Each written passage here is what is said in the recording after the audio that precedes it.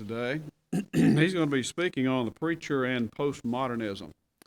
Did a good job yesterday. He'll be speaking from 9 to 12. Then Brother McDaniel will speak from 1 to 4 on the preacher and the afterlife. And so I know you'll be looking forward to that. Nathan is married to Mandy. He has one daughter, Mia. She'll soon be 16 years old. Precious, sweet, wonderful granddaughter. 2003 graduate of the Memphis School of Preaching. And as mentioned yesterday, he was a good student here, but he continued his studies. He is continuing his studies even now. He's staying with us, and every available moment that he has, he's writing papers and working with on material that he's taking for college credit, and so he's still a student. He's been at the East Alameda congregation since 2004. He's done a great work there. He is the chairman of the board of the Daily Apologist. You can see the dailyapologist.com website for more information there. He's also an editor, a writer, and presenter. And as I mentioned yesterday, a very accomplished preacher. If you go to the East Alameda Church website, you can see sermons that he's preached there. And I know that'll be a blessing to you. He did a great job yesterday as he introduced the subject of postmodernism. And so he'll continue that study today. Brother Nathan Liddell.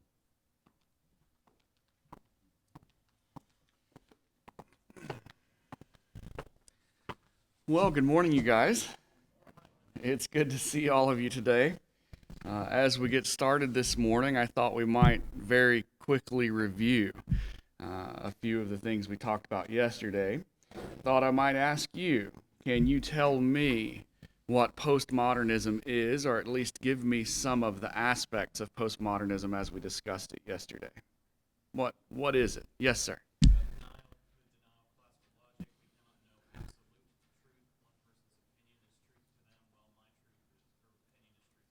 Very good. All right. Cannot know absolute truth. I have my opinion. You have yours. Okay. Other ideas? Yes, sir. Tobias.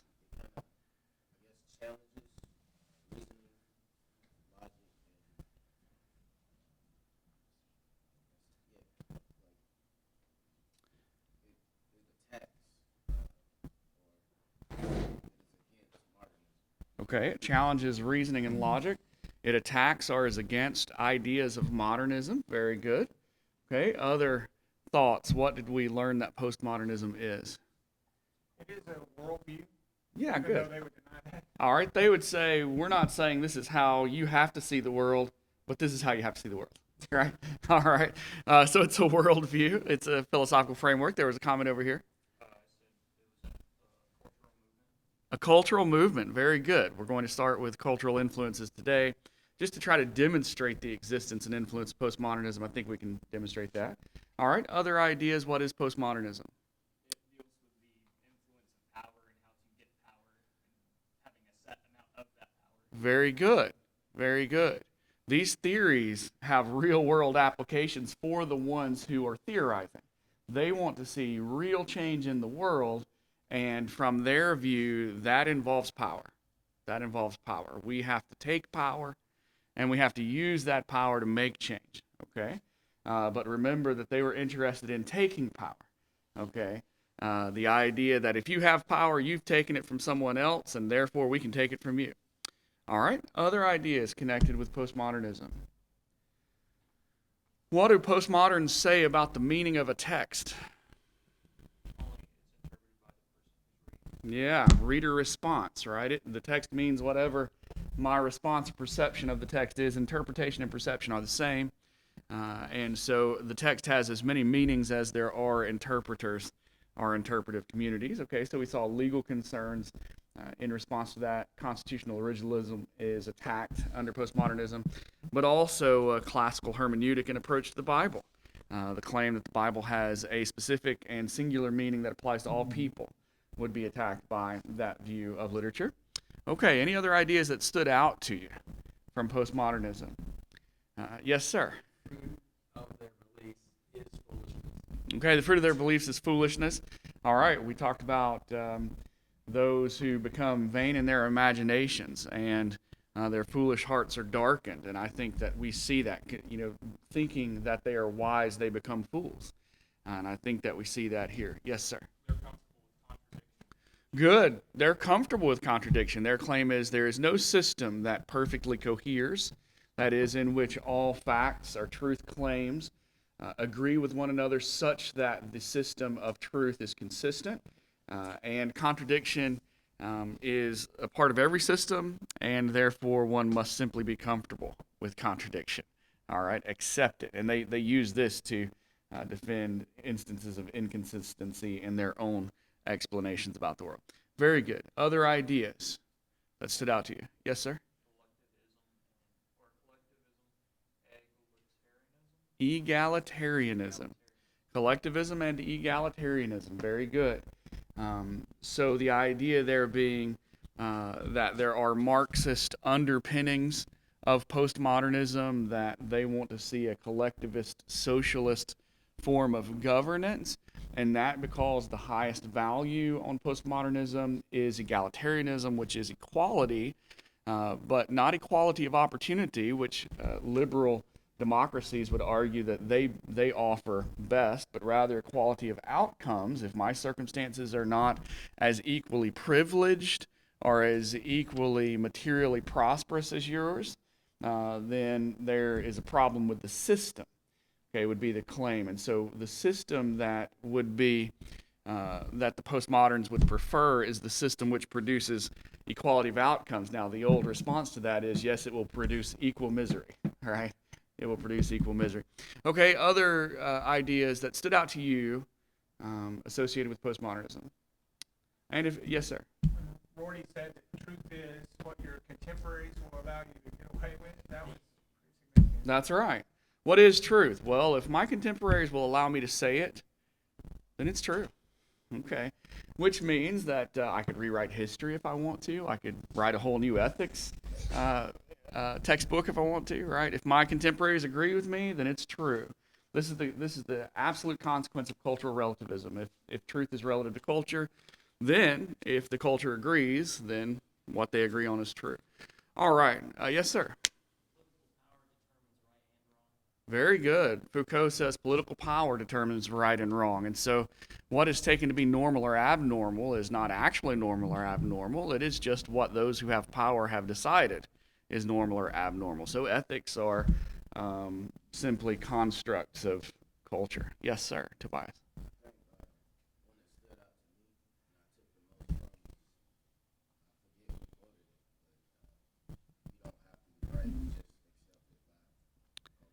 Okay, that's right. I don't have to be right, I just have to be interesting. Yeah, that's all right. Okay, good. Well, it sounds like you guys grasped a lot of the major concepts. And if you'll remember, as we began to study the subject, I said you're going to encounter a lot of strange words. These words are used to obscure what is really being said and to make it difficult to understand in a totality what this theory about the world is. But that hopefully we could give enough illustrations, quotations, and so forth to try to put together a picture. And so I hope now that you're seeing that there is a picture that we can get of what postmodernism is. We can get a kind of definition of postmodernism such that we can have a sense of what it is that is attacking truth and what we can do to fight back, right? And so I hope you've had that. You've come to have that kind of feeling about the subject that we're studying together. Now the question I want to ask you is, how did all of that make you feel?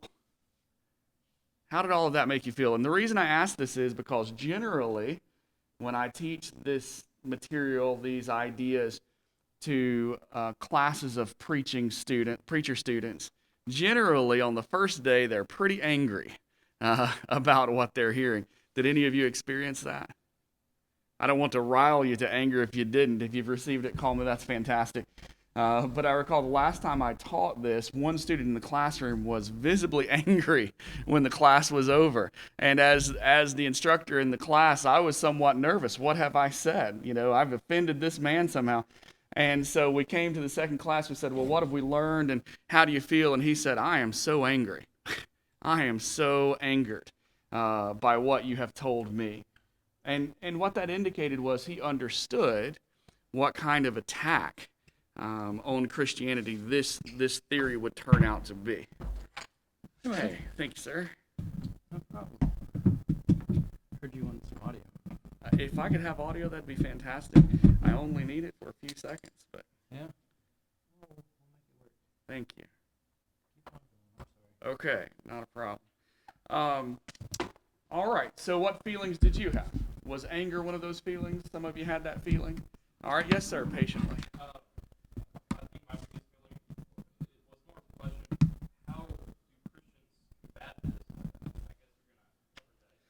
Well, all right, that's the other thing that I expect to see, and frankly, I would be disappointed if I didn't see that kind of feeling and reaction. Hey, this is serious. This is a serious concern. If I had to answer somebody right now on this, after class number 1, how would I do that? How would I respond to this? And what I hope that we have demonstrated is, you may not know how to respond to it right now. And so this is something that you need to learn to equip yourself to be ready when this day comes. Now, how is the day going to come where you have to respond to this? It is not likely that someone will walk in with a badge right here that says, "Hi, my name is Bob, and I'm a postmodern," right? Instead, as we mentioned at the outset, you'll have a Bible study, and they will say something like, "I really think that right and wrong is just a matter of opinion."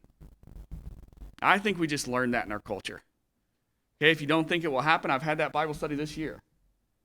All right. So that's where you're going to see it. You're going to see it in friendships. You're going to see it with family members.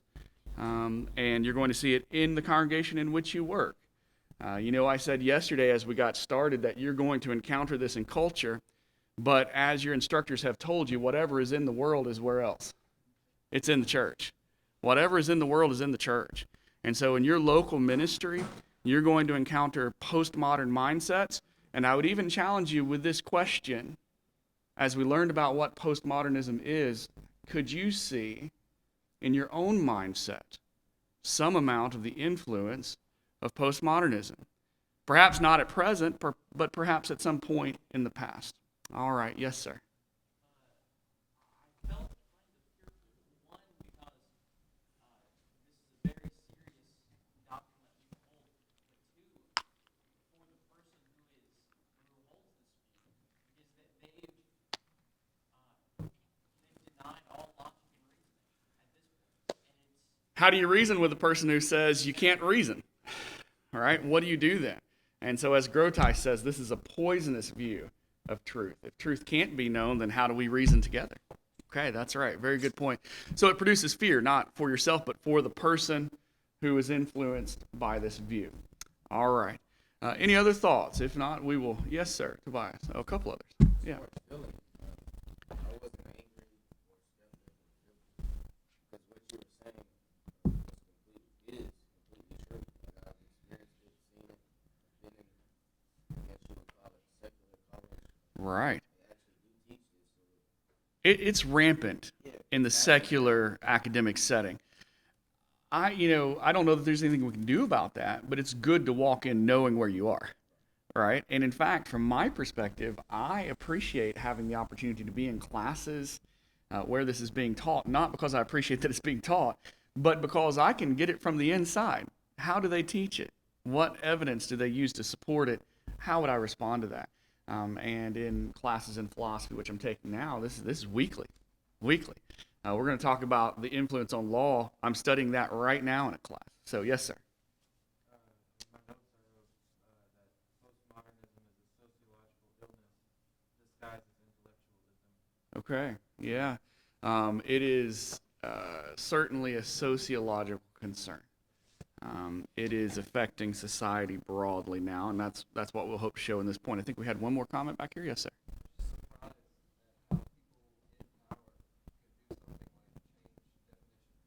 Okay. Right. The changing of definitions of words. You would think nobody would do that, and that's just blatant dishonesty, right? We could say you're changing the rules of the game, all right? If we could all keep the rules the same, then we could see, who wins or what truth could win. But if you change the rules of the game, my father said the other day as we were discussing this together, he said, if you let me define my terms, I can prove anything I want to prove. All right? And so they want to use their words and their power to change culture.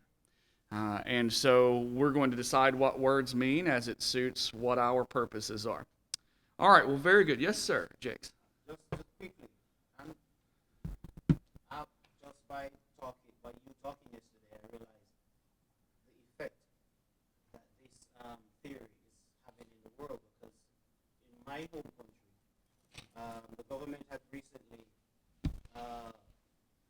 came up with a new exam for the 12-year-olds in primary school, and so they made the exam in such a way that a child is assessed not by what he or she did wrong or right on their exam, Yes. but how they formulate their answers. So in other words, you're not seen as competent based on what you did right or wrong, Yes. but how you formulate your answer, in the sense that we all can get 100% and have different answers. Isn't that interesting? You can get the wrong answer and get 100% if they want to commend you for the effort or the means by which you tried to arrive at your answer. Okay, very interesting. There is an educational implication of postmodernism. And the educational implications are things like we should not give grades for right and wrong answers. We should not give grades for right and wrong answers. That giving grades is participating in an objectivist view of reality, that there is a right and wrong. And so that's a great illustration. Another application is that a teacher should modify their grading based on the race of the student. A teacher should modify their grading based on the race of the student. That if you are of one race, you should be given extra points because the teacher likely graded you with bias. And just read an article, a scholarly journal article on this 3 weeks ago. So it has impacts on culture in terms of education, and that's an interesting illustration. All right, guys, well, let's jump into cultural influence, and this is going to be a quick survey. The only thing I'm trying to do here is to substantiate the claim that postmodernism is influencing culture in ways that we can observe, and that postmodernism is a great way to explain, or rather is a helpful way to understand the things that we are observing in culture. And I think something I meant to say about what Tobias said is, he said, not that I felt fearful or angry, but rather that it was interesting to hear what you're saying and to realize it was true because of what I had seen in college classrooms. So the other response to this material is kind of an aha response, which is, okay, that explains it, right? I was trying to figure out what would make sense of all of this. Now I see it. And I do think that is the case with postmodernism and its principles, that it does help us make sense of a large number of the things that we observe in culture. All right, so this ugly building that you see is the Denver Public Library. The Denver Public Library. That is postmodern architecture. And we're going to spend about a half a second here. The only point that I want to make here is that postmodernism has a broad range of influences in culture. It influences architecture and art. It influences literature. It influences music. More importantly, it influences law, politics, university, and so on. So how is this a postmodern structure? It says there is no right or wrong way to put shapes together. There is no right or wrong way to put shapes together. Okay, there is no objective beauty. Okay, I can put shapes together in this way, and it's beautiful to me. All right. So just a quick illustration that it even permeates things like architecture. Here is postmodern art. Marcel Duchamp was asked by the Louvre in Paris to contribute a new piece of art to the Louvre. He is considered kind of the forefather of postmodern art. Marcel Duchamp went down the street to the hardware store and bought a urinal. That's what that is. And he signed it R. Mutt. I'm a dog. I'm a dog. Because That's how the world treats artists. Notice the theme of oppression of a minority by a larger group that has power. They took it and put it on display. I believe it was duplicated, and it has traveled around the world as a piece of artistic genius. Okay, there is neither skill nor beauty demonstrated in this work of art. Rather, there is a postmodern theory on display. The postmodern theory is that if I claim that this is beautiful, it's beautiful to me. All right? That what is beautiful is not objective, but rather that what is beautiful is what I decide is beautiful. Now, let me ask you this, gentlemen. If you are married, could you say objectively that your wife's face is more beautiful than a mud hole? Yes, and you better. All right? I don't know who said that, but I'd like to give him credit on video here so that his wife would know. All right, we can say that a child's face is more beautiful than a mud hole. We could say that the Sistine Chapel ceiling is more beautiful than this ceiling. Could we say that? All right. We could say that's absolutely the case. There is objective beauty. We can make objective aesthetic judgments. Marcel Duchamp challenges that with this postmodern work of art. All right, well, let's move on to more serious things. Here is a description of the influence of postmodernism on law. The heart of the postmodern law thesis is that reality is socially constructed by the powerful in order to perpetuate their own hegemony, power over other people. As one radical feminist puts it, feminist analysis begins with the principle that objective reality is a myth. To amplify the focus on the legal inequalities imposed on women and minorities by those in power, critical legal studies, that would be a postmodern legal philosophy, includes the core ideas of the thought of French postmodernists such as Michel Foucault and Jacques Derrida. This meant extending the insight that law is socially constructed into an argument that everything is socially constructed. From Foucault, postmodern legal radicals draw the assertion that what counts for objective knowledge is a power relation, one category of people benefiting at the expense of another category of people. Foucault sees all relationships between people as power relationships. Universal standards of legal judgment common to all do not exist. Any claim to universal truth is merely a mask for gaining political power over women and minorities. Okay, there are no universal legal truths. All right, they're just constructed by societies, and if we look more closely, we'll see they're constructed by those who have power to advantage themselves and their groups against those who don't have power. Yes, sir. All these people, they're getting their money either directly or indirectly from the powerful. All right, they're getting their money directly or indirectly from the powerful. They're benefiting from the system it's providing. Like that's, do they see that part of the argument? Or since it doesn't matter?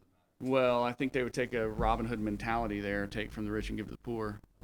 All right, so if they can use those who have power to advance their cause, they would. Okay. All right, so think back to the Nuremberg trial, the trial of the Nazi war criminals, which was conducted by an international military tribunal.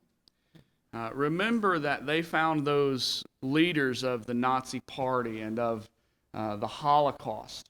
They found them guilty not under German law, because when Hitler became Reichskanzler and later the Fuhrer, he changed the law so that what they were doing was the law. The International Military Tribunal said there is a law above the law by which you are being judged today and under which you are found guilty of crimes against humanity. Okay, there's a law above the law. Now, if we adopt this postmodern view of the law, there is no law above the law. There is no legal standing to find those Nazi war criminals guilty. Rather, the postmodern assessment of law would say what they did was legal in their culture. Do you know what the Nazis' defense was? We were following our laws. What right do you have to impose your law on our culture? We're a sovereign nation. We're sovereign people, and we get to decide what our laws are. All right, so notice how evil the consequences of the postmodern theory of law are. The postmodern theory of law would justify the Nazi defense of the Holocaust. Okay, well, that's the legal theory. We want to talk about the implications of postmodernism in culture in terms of political activism, and to do that, two of the easiest examples to appeal to are the examples of BLM and Antifa.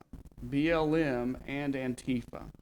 When I speak on the subject of BLM personally or publicly, and I do that rarely in either case, I am happy to affirm the thesis that Black Lives Matter. And I would presume that you would take it as granted that as a Christian, I think all lives matter, right? And so if someone were to conflate the point I'm about to make with the idea that I do not believe that Black Lives Matter, they would be misrepresenting me and treating me dishonestly, and I trust you would feel the same way. And so when I suggest that BLM is an aspect of postmodern influence, I am not critiquing the generic thesis that all lives or that Black Lives Matter. In fact, that's the gospel message, isn't it? That God loves every soul and the gospel is for all. All right, but we know that these kinds of ideas can be appropriated by those that have wrong motives, that use wrong methods in order to accomplish ends which themselves are not justified. And I would argue that that is true in the case of BLM. So what we want to do here is to allow BLM leaders to describe who they are and what their purpose is. And the only thing that I want to show by this is that who they are and what their purpose is chimes in perfectly with what postmodernism is. All right, are we ready for audio here? Okay. Let me make sure we've got it. I think is that we actually do have an ideological frame. Myself and Alicia in particular are trained organizers. We are trained Marxists. Okay, what did she say they are? They're trained Marxists. Now, this was headline news when this video was revealed. She admitted, we are trained Marxists. Well, remember what Lyotard said about postmodernism. It never had any interest to me except in a certain Marxist approach, right? And so here the idea of Marxism primarily is the division of society into two parts. Marx said there is the bourgeoisie and the proletariat. There are the rich oppressors and there are the poor oppressed. There is the majority group, which is privileged, the minority group, which is victimized. Now, BLM adopts that view and frames it in terms of race, particularly in terms of race relations between the white majority and the black minority. All right, so notice that the leaders in this group are acknowledging that they are trained Marxists. They are using Marxist ideas to promote their view of the world, and they are using Marxist strategies. Well, the Marxist strategy is the revolution of the proletariat overthrowing the bourgeoisie, the power structure that is in place, okay, that the poor and oppressed will rise up and overthrow the rich and the powerful, okay. Marx framed it in terms of material oppression or economic oppression. They frame it in terms of racial oppression, and in this day and age in terms of systemic racial oppression. That is, that the system that is in place produces differences of outcome for different groups, and therefore the system itself is a racist system. Well, what would the Marxist solution for that problem be? It would be overthrow the system and create a new one. All right, so let's notice what the next person says here. I hope I still have audio. If this country doesn't give us what we want, then we will burn down this system and replace it. All right, and I could be speaking figuratively. Okay. I could be speaking literally. It's a matter of interpretation. All right. So if the system doesn't give us what we want, in this case, if the country doesn't give us what we want, what will we do? We'll burn it down and replace it. All right. All right, well, those are Marxist strategies focused on power.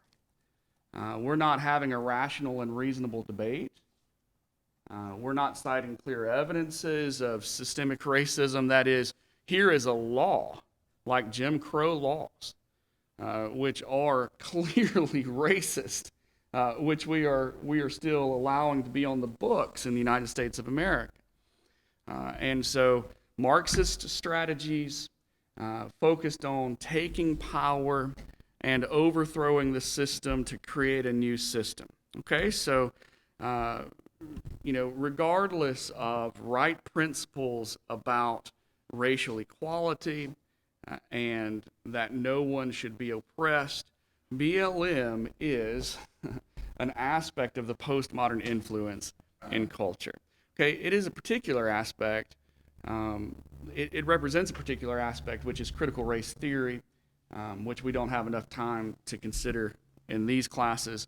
But if you are interested in understanding what is the theory behind what we're seeing in BLM, the philosophical background is critical race theory, which is an outgrowth of postmodern thought. All right, here's Antifa. Do you guys know who Antifa is? What is Antifa short for? Yeah, they are anti-fascist, they claim, and yet in their actions they are actually fascist, right?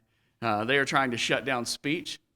They are trying to use power, and they are willing to use violence to stop any conversations that promote theories that are opposed to their own theories. Now, this happens to be the anti-fascists, Antifa.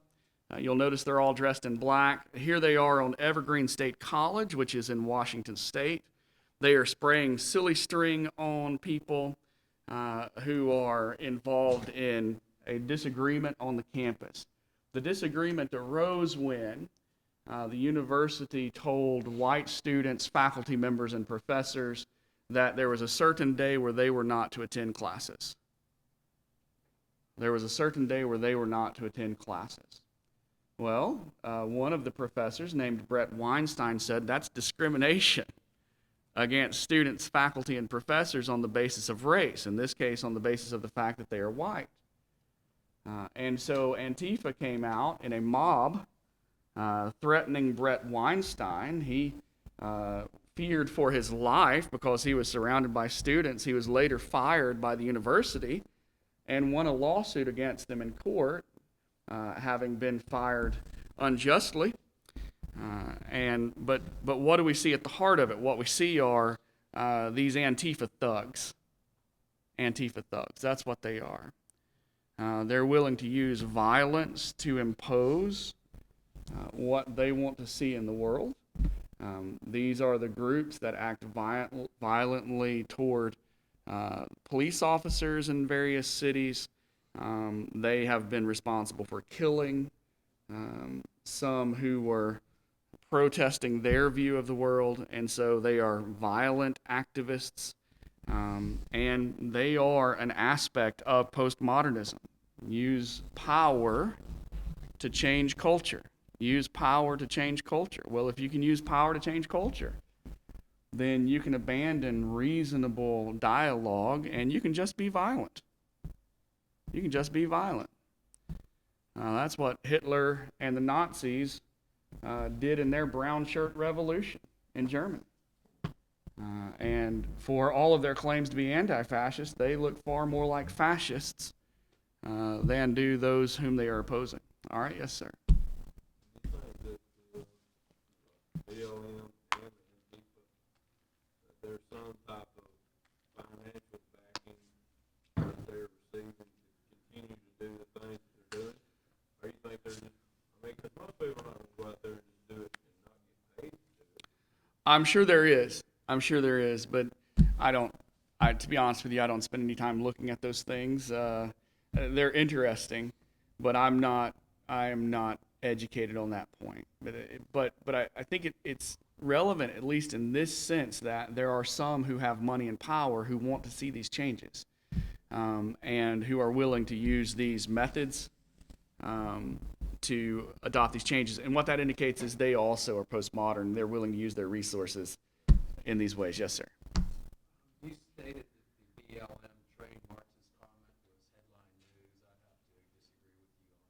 Yeah. I think most people know that. You don't think so? Yeah. Well, maybe it was limited headline news. Probably, maybe it didn't run on CNN, but it ran a lot of places, I would say. Yeah. Let me revise that statement. Say it was spread largely around social media because it was an astonishingly candid statement about what they actually are. Did you have a comment? Yes, sir. I grew up 10 minutes from Evergreen. Yeah. And I'd say that for the most part, whether there is any financial gain or not, really is irrelevant. At the end of the day, most of the people are so indoctrinated in their thought process that the drive to make their point is gain enough for them. Okay. Your name is? Alex says you grew up 10 minutes from Evergreen State College. Is it in Olympia? Okay. It's in Olympia, Washington. And he says they're not financially motivated. They're not financially, and the truth is that as an ideology, I would argue most of the adherents to this ideology and most of those who are active in promoting it in culture are ideologically motivated. They are motivated by the belief that this is what is right. They have a strong sense of righteousness in terms of their beliefs and their actions. They believe they are doing what is right. They believe that they are indeed warriors for justice. What have they been called in culture? Social justice warriors, right? And so they believe their cause is righteous and they are ideologically motivated. And so in that regard, we could, on the one hand, have respect for their sincerity. They're genuine in their belief. And on the other hand, feel the kind of sympathy that was described back here. I feel so sorry that they believe that this is the right thing to do in culture. Okay, good point. So here is Millard Erickson's description of what has happened on college campuses. He says, the revolution, if that is the word has succeeded and passed through several stages of revision.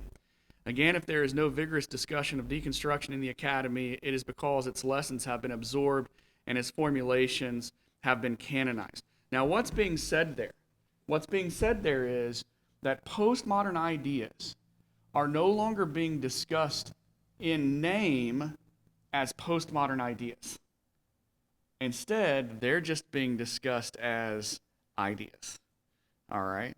It was at one time new and novel, and it was categorized in a certain way. Now it is accepted as truth. Now it is accepted as truth.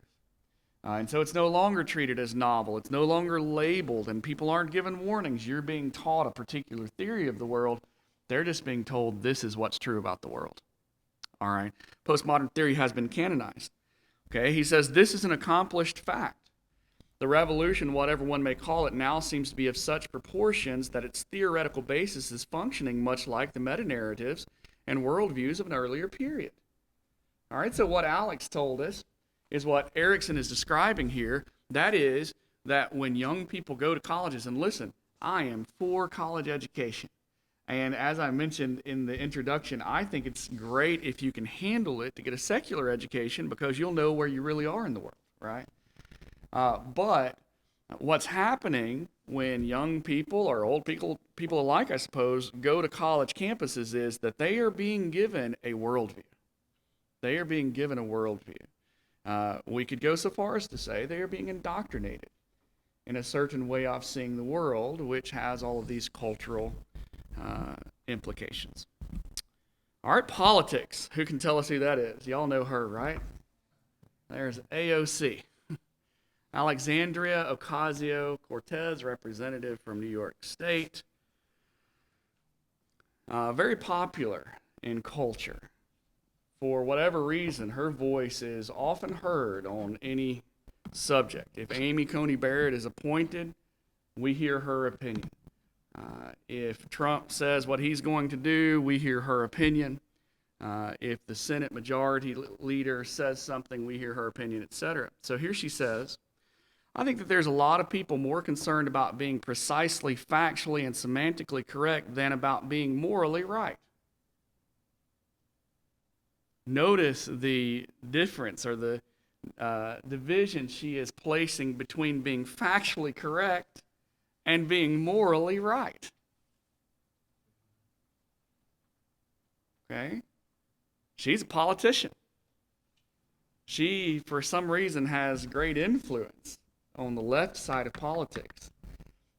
And she says that what we ought to be concerned with is being morally right, not factually correct. Well, as we're going to argue, as we talk about what truth is, what is morally right is what is factually correct. Right?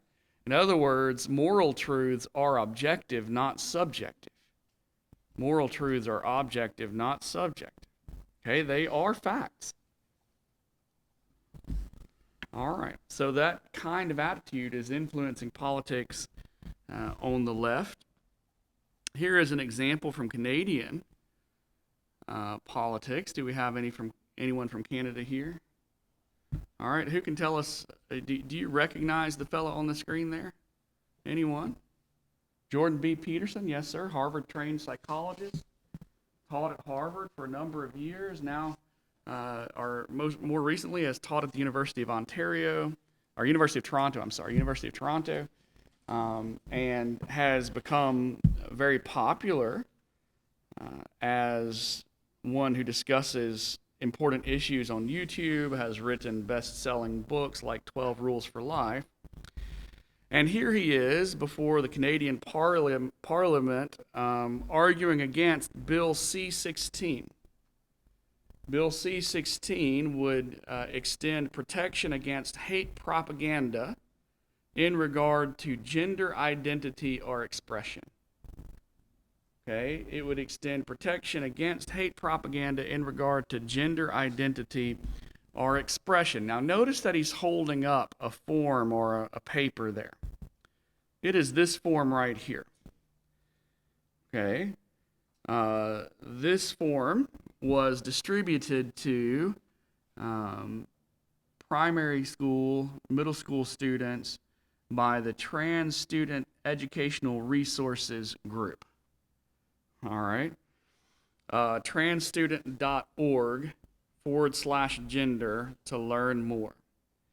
And this worksheet suggests that each student is a gender unicorn. Each student is a gender unicorn.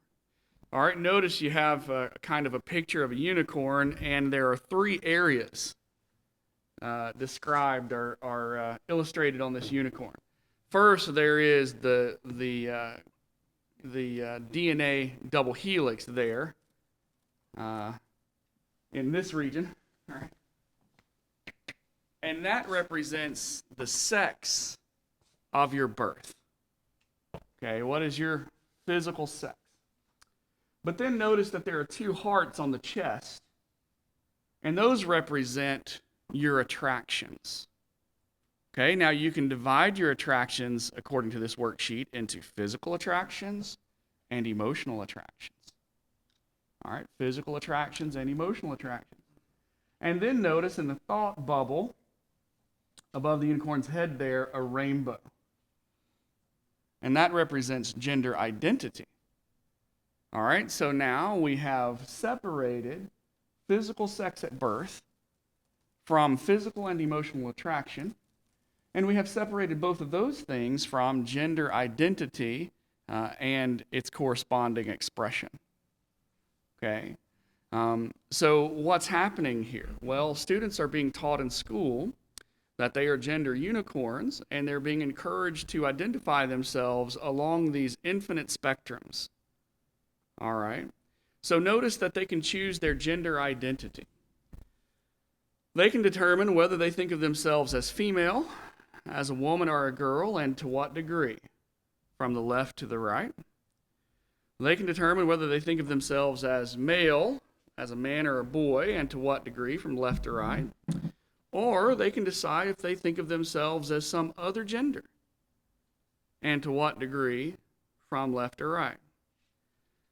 They can also think about what their gender expression is, as contrasted with what their gender identity is.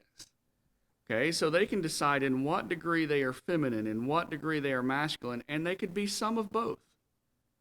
Or they could be neither. They could be something else altogether.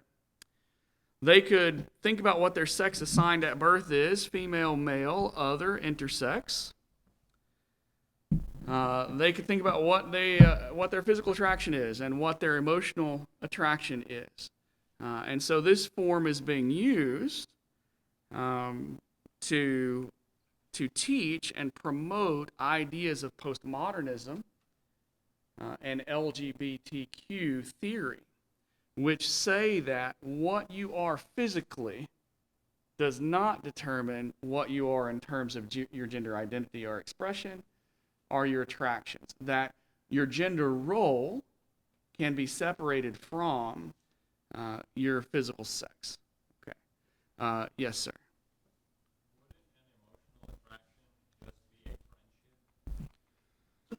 To be honest, I don't know how they extend that idea or clarify it.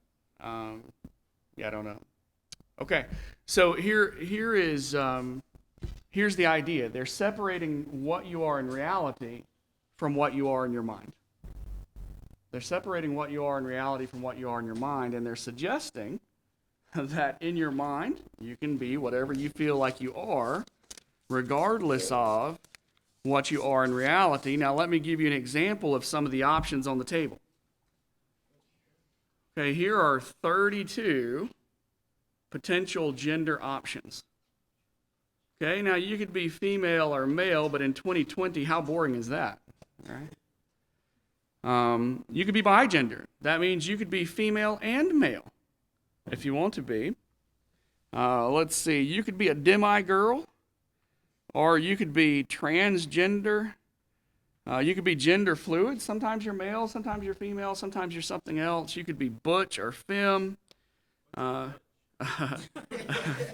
That's a traditional description of a certain expression of lesbianism. Yeah. All right. Tobias offers it is adopting a masculine gender expression in a lesbian relationship. You could be demi-boy or intergender or bigender. And I believe there's even one that says you could be agender. You could have no gender whatsoever. Yeah, agender. You're gender void. Okay. Now, notice the battle between realism and anti-realism comes home to roost in the gender debate. It says that what you are is not determined by your physical sex. Well, when we look at Titus chapter 2, the Bible says something different. And this is something you need to be aware of, that the Bible conjoins gender role and expression with physical sex. The Bible conjoins gender role and expression with physical sex. All right. Titus chapter 2. When the Bible speaks of feminine roles, it uses a Greek term that can only refer to the female. That is, the one who is of the feminine sex, as it were. Okay. When the Bible refers to older men and younger men, it does not use anthropos, which would be all-encompassing of mankind. Rather, it uses andros, which refers only to the male. Only to the male. And so notice that it's describing here gender roles. You teach older women to act like this, and you teach younger women to act like this. You teach older men to act like this. You teach younger men to act like this. Well, Paul, that's great information, but I don't know what a man is. How dare I assume for them that they are a man? Right? So the Holy Spirit, via the pen of Paul, solves that problem by using sex-specific terminology, which cannot be confused. Okay, gender role is combined with physical sex in the Bible. And that has always been the mainstream view of gender role, that a man is a man because he is a male, and a woman is a woman because she is a female. But here we have this problem of LGBTQ anti-realism in culture, but it's not just in culture, it's in our politics, and it's in our laws. It's time for a break. We'll talk about how that's occurring in Canadian law when we come back at 10:10.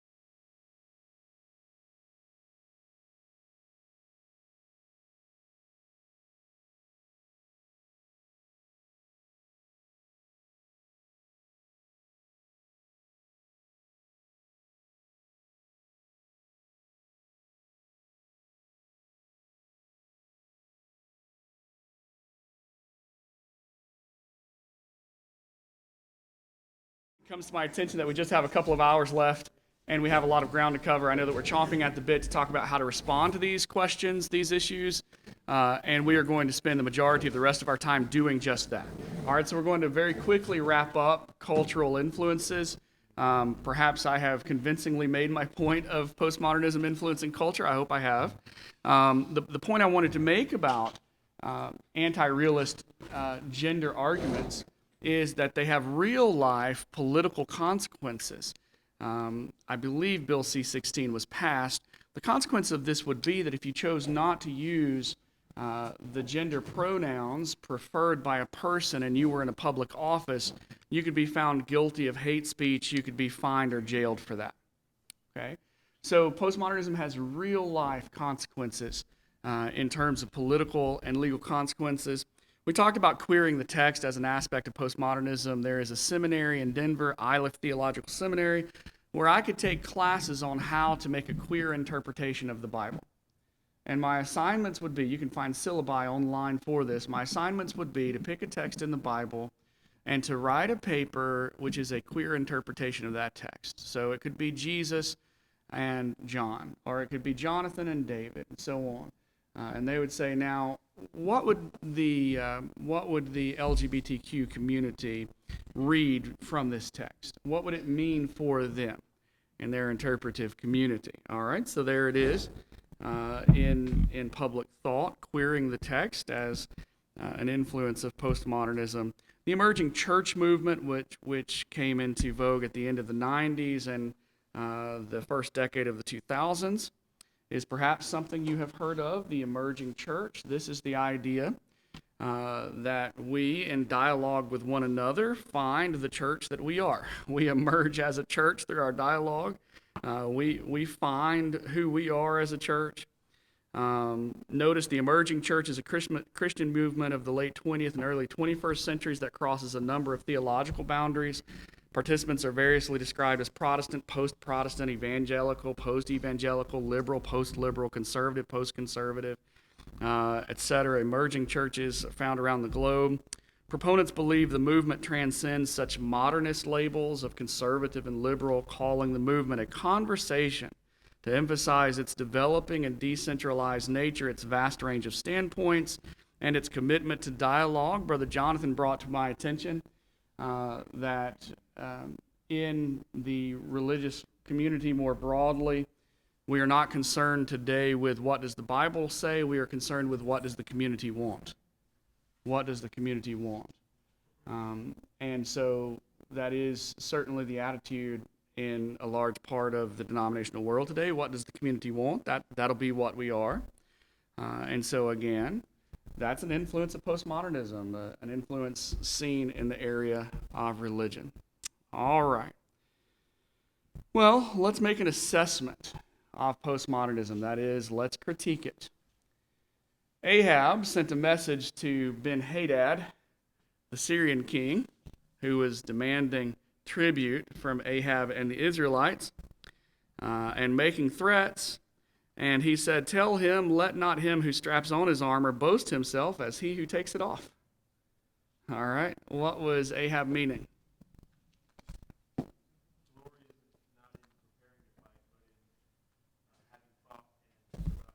Yeah. You haven't won yet. Right? So Ben-Hadad was talking about what was going to happen to Ahab in Israel. And Ahab was saying, you haven't won yet, and he didn't win, right?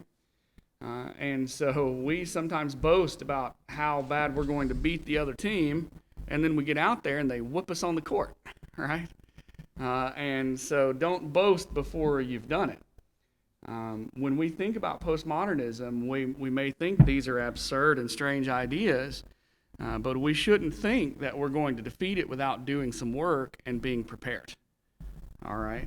And so there's some work that we need to do to prepare ourselves to defeat postmodernism. First, we can acknowledge that there are some positives in this way of thinking. There are some positives. Now, if we weren't willing to acknowledge that there are some positives to be pointed out in this way of thinking, some might view us as dishonest.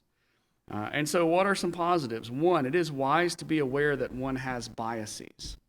It is wise to be aware that one has, or could have, we could say, could have biases. It's possible we could all be biased in one respect or another that could influence our thoughts. It could influence our behavior. Okay, sure. All right. That's possible. We're going to talk about that, I'm sure, as we continue. Okay? We can concede that point and not concede postmodernism. Number two, there is non-empirical knowledge. That is, postmodernism wants to talk about how we know things based on our experiences in life. Well, I know who I am in my innermost person. Okay, that can't be discovered through science, and that's something I know, right? So there is knowledge that I have as a person about who I am as a person. That's true. And I think this is a powerful starting point for postmodernism. You know what it's like to be you. Right now, sitting right there, hearing me lecture on about postmodernism, right? You know what that's like. You know that you could describe that in propositions that would be true. Right now, I am sitting here, and I am waiting for him to tell me, how do we defeat this thing? Okay, so there are truths there, right? Truths about how you're feeling, or truths about what you're experiencing. There is truth in that sense, which is non-empirical. Well, of course, postmodernism uses this idea to establish the idea that truth is determined by feelings. That's not the same thing. All right, number three, we must meet people where they are. Remember, we said that we want to meet people where they are so that the gospel can change who they are. Paul certainly teaches this principle.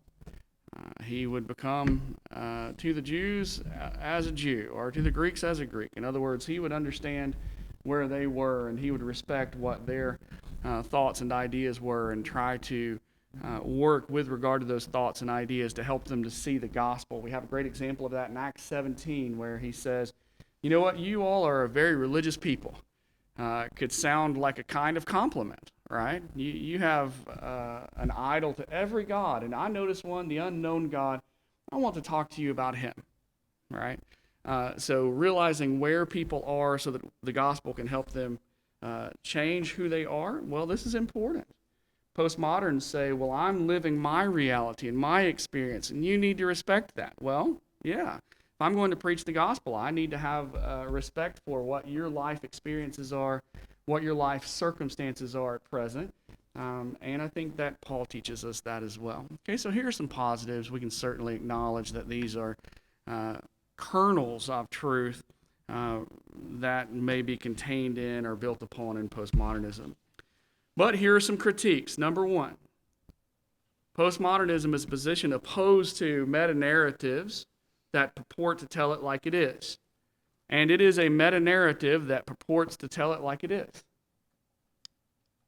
All right, so postmodernism is the very thing it opposes. It is the very thing it opposes. Postmodernism is incredulous. They are skeptical of worldviews. They don't believe there is a true worldview, and yet postmodernism asserts itself as a true worldview, particularly as it is applied in activist movements in culture. Okay. Number two, postmodernism denies absolute values. Remember, values are culture relative and subjective, while binding absolute values like justice, equality, and tolerance. Postmodernism denies absolute values while binding absolute values like justice, equality, and tolerance. Number three, postmodernism argues against classical logic and in favor of polylogics, or multiple frameworks, multiple ways of reasoning, but it operates on the principles of classical logic. For example, just as classical logic says a proposition P cannot both be true and not true in the same sense at the same time, she cannot be both pregnant and not pregnant, so postmodernists claim that postmodernism and its opposite modernism cannot both be true in the same way and at the same time. In other words, postmodernism affirms what it denies and thus is internally inconsistent. All right. Postmodernism argues against classical logic and then turns around and uses classical logic. Okay, here's an important one. A lack of psychological objectivity does not imply a lack of rational objectivity. A lack of psychological objectivity does not imply a lack of rational objectivity. What do we mean? Here's an example. A person may hate the idea that he has a serious disease called cancer while at the same time accepting all the facts that prove that he does. Is that possible? Would y'all say that's possible? Okay, psychologically, you could have a bias. I don't like the news that you're giving me, doctor, right? But I see the blood work. You know, I see the scan that you're showing me. I see how the symptoms paint the picture that that's what I have. So I want you to tell me, what do I do next to treat it? Okay, I could have a psychological bias and still have rational objectivity. That is, I could examine the evidence, understand it correctly, and act reasonably in response to it. Okay, so postmodernism suggests that because of our psychological biases, we cannot act objectively. But this illustration and our common experience would suggest otherwise. Okay, here's an application of that. A Christian may want to believe in God and at the same time have sufficient evidence to believe in God. So someone might say, well, you just believe in God because you want to. All right, this is Freud's critique. This is just a wish that you have. You wish that there were a loving Father that would take care of you and preserve you to a reward after your life is over. And because you have that bias, it shows that what you actually believe is not true. Well, wrong. Wrong. I could want to believe something's true, and it could also be true. I could have sufficient evidence to know that it's true. Okay. So I could want, liberal democracy to be the best way for people to live, and I could also have evidence to believe that it is, etc. Okay. So a Christian may want to believe in God and at the same time have sufficient evidence to believe in God so that their belief is rational, though biased. Their belief is rational, though biased. All right? Postmodernism clumsily ignores this possibility. All right? The evidence of, or the existence of bias does not demonstrate that one does not understand reality objectively and is not acting in an accurate way in response, or a reasonable way in response to reality. Okay? Number 5, and we haven't talked about this very much, but I'm going to put it here and we'll talk about it more as we move on. Foundationalism is the accurate description of the way that we usually justify belief. That is, we all hold certain basic beliefs and establish others on them. Supporting this view are the following points of evidence: the truths of reason, the role of experience and perceptual beliefs, the regress argument. All right, so the point that we want to make here is that there is a way that we go about justifying belief. The term for that way would be something like foundationalism or moderate foundationalism. The main point that we're making here is that though postmodernism says that we cannot justify our knowledge because we cannot know reality in itself, that's not true. We can know reality in itself, and we can justify our knowledge of reality by appealing to points of evidence. I know that I'm standing in this room because I can feel this lectern. I can see the walls around me. I can see you in front of me. Okay, so we do justify our beliefs that way, and we do have good reason to believe that we know those things. All right, now we're going to spend a whole section on that, so I feel like I'm making an assertion here and not establishing it, but bear with me and we'll go on to establish that as we continue our study. Number 6, this is a critique regarding the practicability of postmodernism. Can you live postmodernism? Can you live it consistently? If you can't live it consistently, that would suggest there's a problem with the view. And here's the critique. No one is consistently relativist, not even postmodernists. No one is consistently relativist, not even postmodernists. If you talk to a postmodern long enough, you'll find out what they believe is absolutely true. Okay, so they may be an environmentalist, right? And you tell them how much you like to take your old used oil and dump it at the park, Now, you know it flows into the pond where the fish live that they like to catch, but you know what? It doesn't bother you. It's a good solution. You don't have to pay recycling fees. So it works out. Nobody's noticed. You're not going to get in trouble. Then next thing you know, the environmentalist, postmodernist will let you know how evil and absolutely wrong what you are doing is. And it will demonstrate that they are not consistently relativists. They do not believe what they are suggesting that they believe or what they are affirming in their theory. Okay, no one is consistently pluralist. Not even postmodernist. Remember, pluralism is the idea that there are as many truths about the world as there are people or groups in the world. Right? Every culture has its truth. Every culture has its story. No one is consistently pluralist. Just ask a parent. Okay, there are no postmodern parents. You come home and Johnny is holding a baseball and looking at a broken window. And he says, my baseball didn't break it. There was a very tiny meteorite that flew through that window and it burned up just after it went through the window. And that's what really happened. And you say, no, that's not what happened. You were playing in the house with that baseball again, like I've told you not to, and you broke the window. Now, what parent is going to say both of those stories are true? Not any parent I know. Right? Well, you've got your truth and I've got mine about how that window was broken. No, there is no pluralist parenting. There is no postmodernist parenting. And so postmoderns are not consistently pluralist.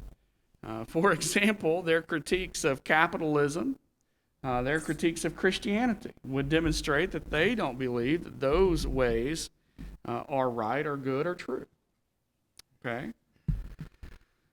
So that is a brief critique of postmodernism. Is that helpful to you?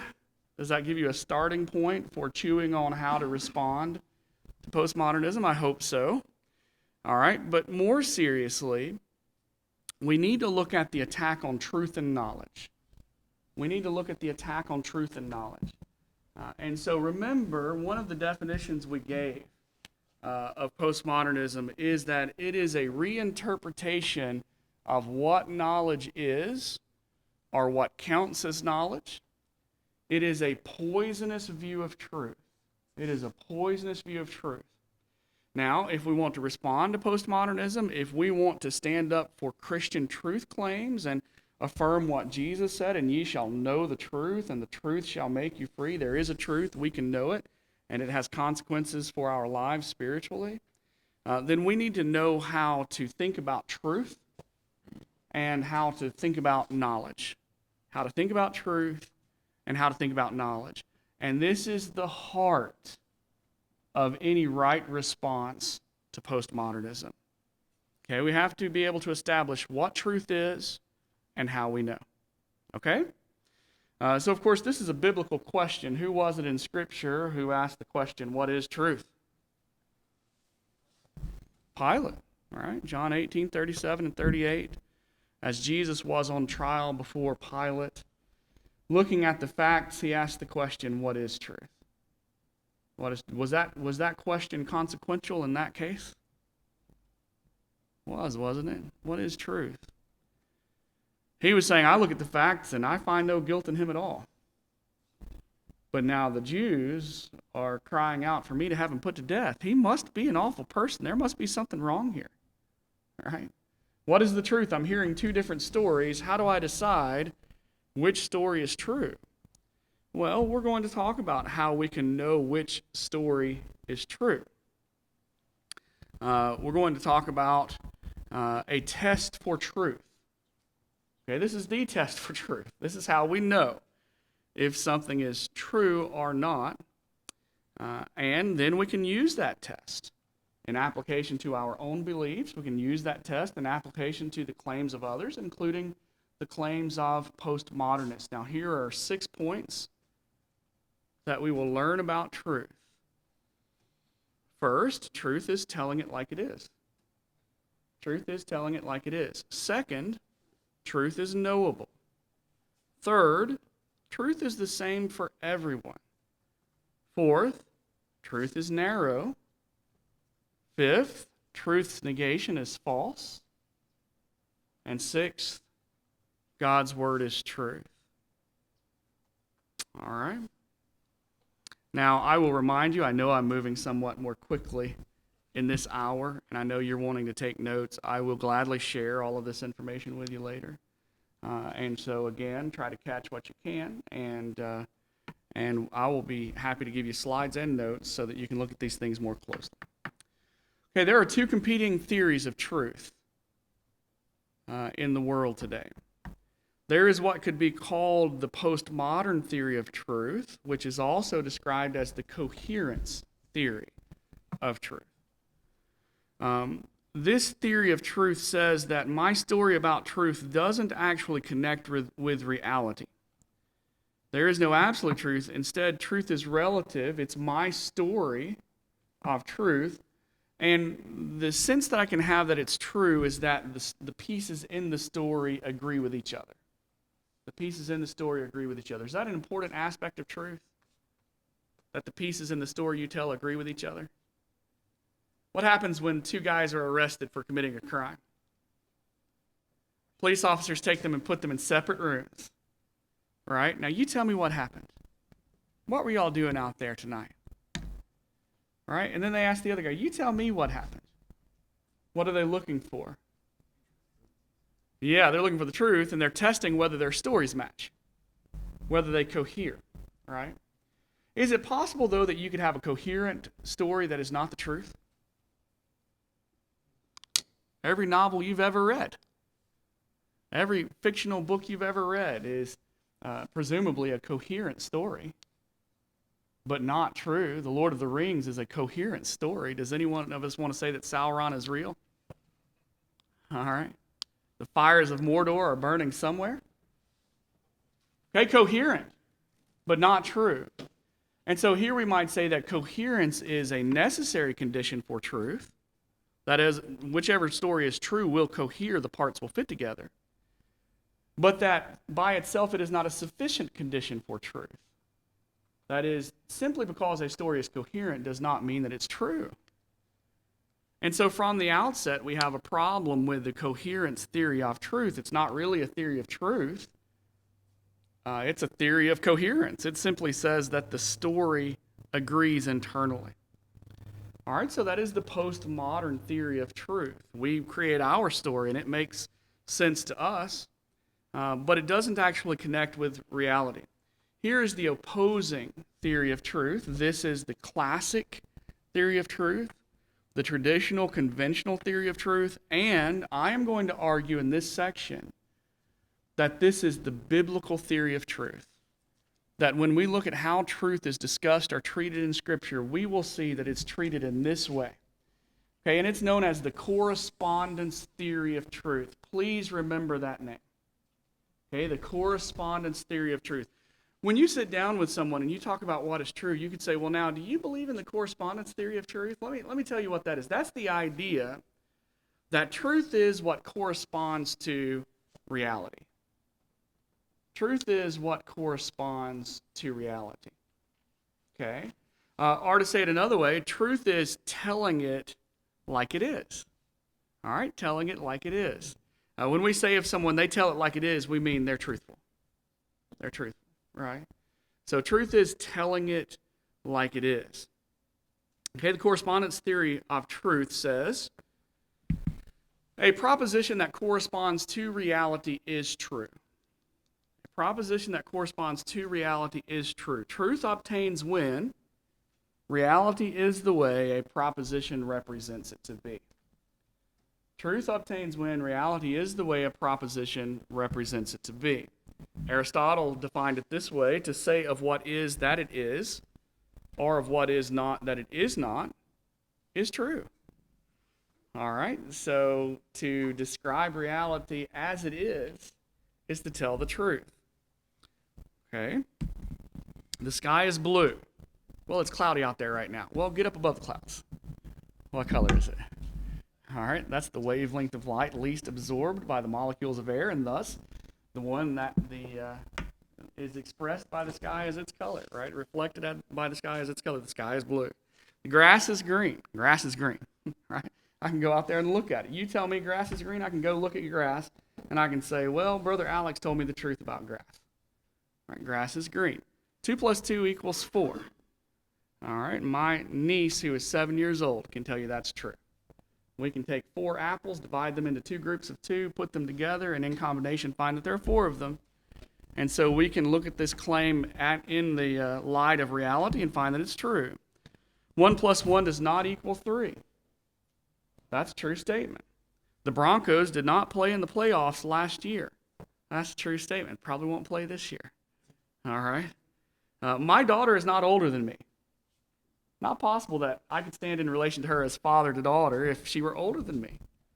Okay, so here are tests about claims that are being made. They're tests made in reality. I look at reality and I look at the claim and I say, do they agree? Do they agree?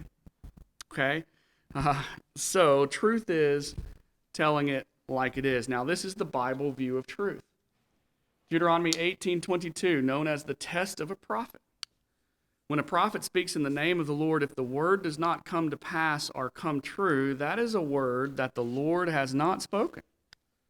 The prophet has spoken it presumptuously. You need not be afraid of him. A prophet says, that, I don't know,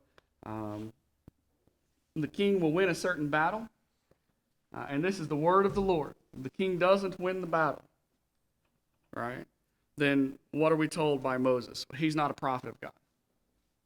He's not a prophet of God. Notice, if he says something will happen, if he says it will come to pass or come true, notice the connection between events in reality and truth. If he says it will come to pass, this is how reality will be. Or if he says it will come true, same idea. Same idea. All right, truth corresponds to reality. It tells it like it is. All right.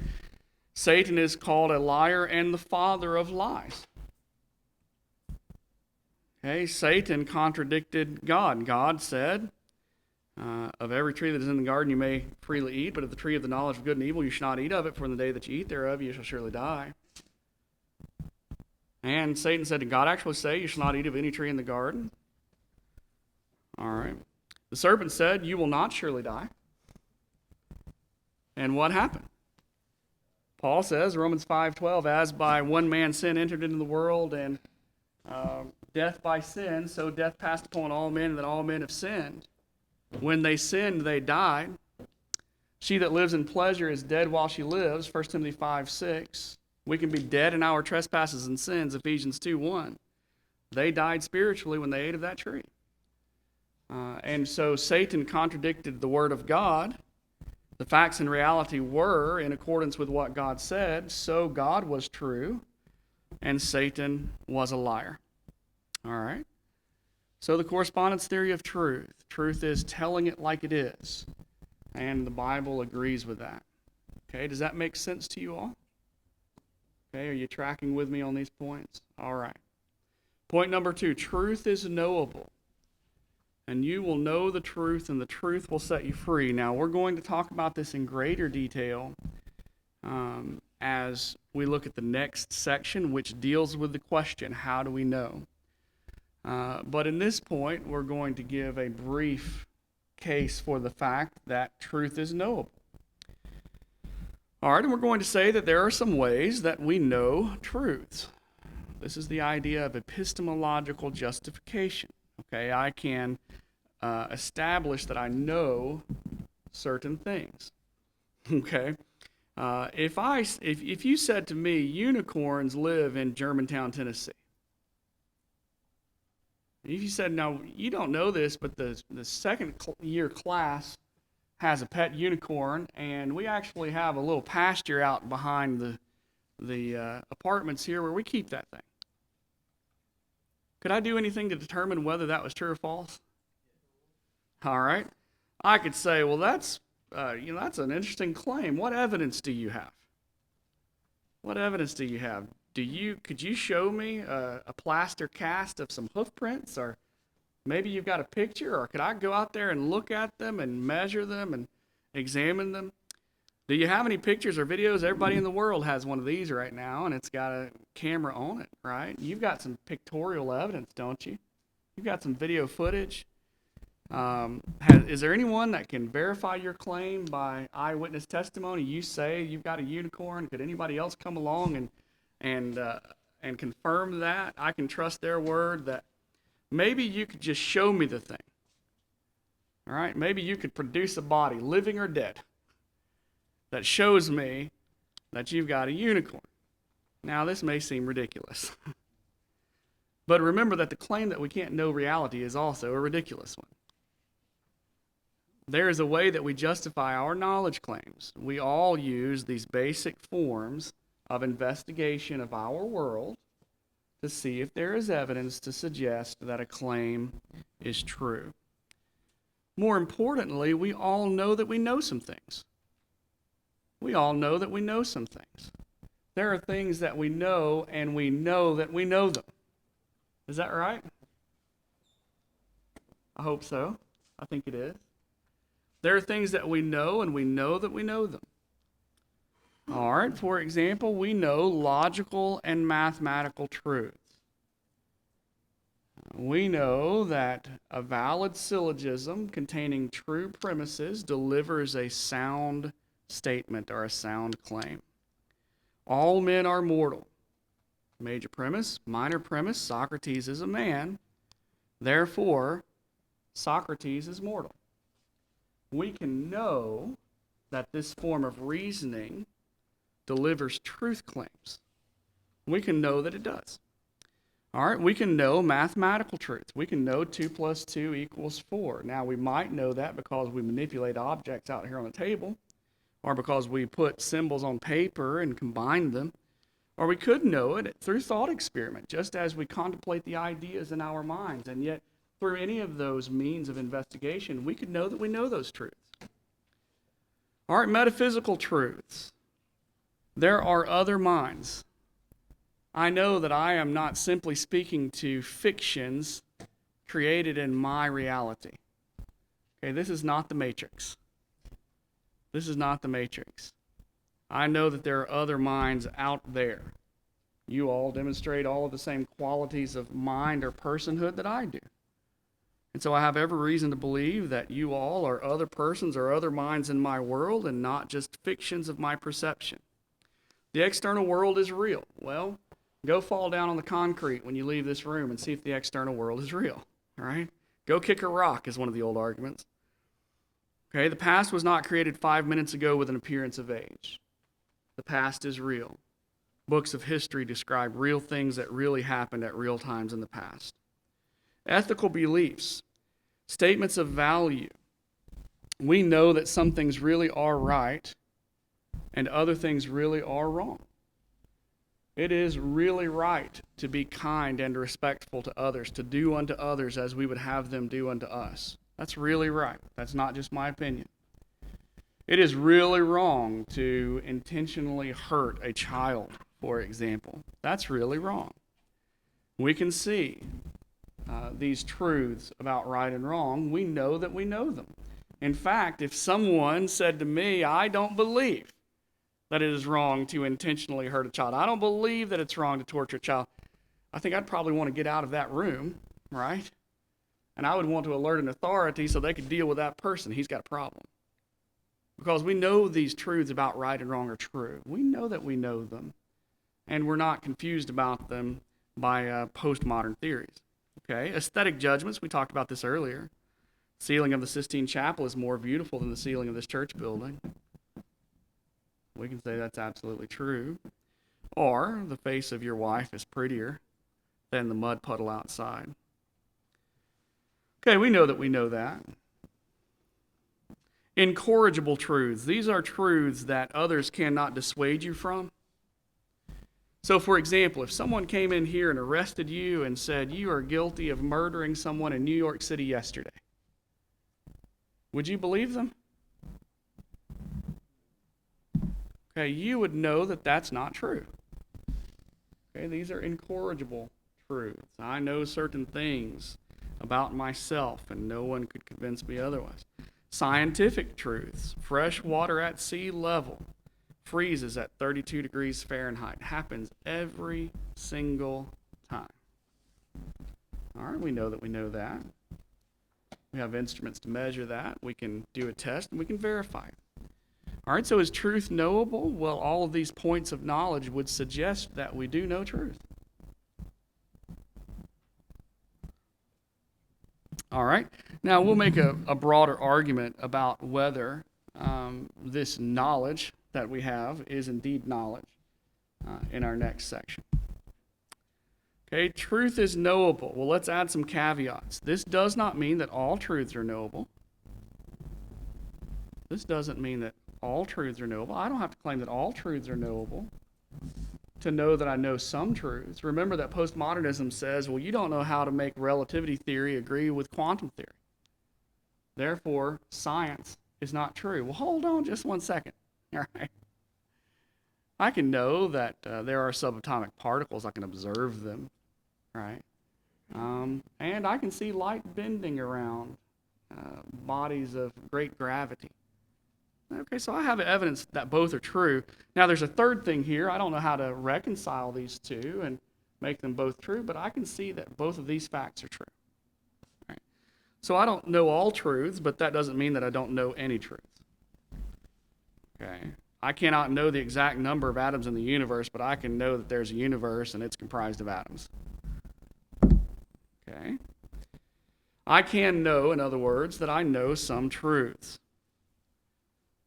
Just as these different kinds of truths are knowable because God's word is truth, and it claims that we can know religious truths. Religious truths are also knowable. Religious truths are also knowable. All right? We can know religious truths. Okay. Point 3, truth is the same for everyone. This usually strikes people the wrong way. No, it's not. You just said there are things that are true about you. You know how you're feeling right now. Truth is the same for everyone. Let's talk about what we mean, and then we'll talk about the exception that will probably come to your mind. Not an exception, but a point that needs explanation. Truth is the same for everyone. Truth is absolute. People discover truth. They do not create it, and a claim is made true in some way or another by reality itself, totally independent of whether the claim is accepted by anyone. If every one of us in this room disagreed with the claim that the sky is blue, that wouldn't change the color of the sky, would it? The sky would still be blue. Okay, it does not matter who or how many people believe something. It is only true if it matches reality. Doesn't matter who or how many people believe something. It's only true if it matches reality. Thus, truth is the same for everyone because we all share the same reality. Truth is the same for everyone because we all share the same reality. Now, I got a text message from the University of Memphis recently, which was asking me to take a survey, gave me a survey link, and the text message was introduced. The University of Memphis wants to learn from your reality. Well, my reality is the same as their reality, right? This is postmodern language. I joked with a friend, well, here in my reality, though I haven't completed classes for a doctoral degree, the University of Memphis is going to give me one anyway. Would they let me get away with that? Possibly. I don't think they would. And if they would, I wouldn't want it anyway. But the point is that they use this kind of language, your reality, but the fact is we all share the same reality. All right, we're all living in the same world. The same laws about that world are true for all of us. We can all examine the same objects of experience and so on and so forth. All right, the truth is the same for everyone because we all share the same reality. Mathematical truths, for example, are the same everywhere. At the East Alameda Church of Christ, there was a woman named Kathy. Kathy was an immigrant from China, and she became a math teacher, a high school math teacher. She was an excellent mathematician. And on one occasion, she told me the story of growing up in a village in China and of moving to the United States of America. She said, in China, we had a one-room schoolhouse. Every student was in the same room. And we would do our lessons for the day. Math would be included in our lessons. We would go home and eat dinner.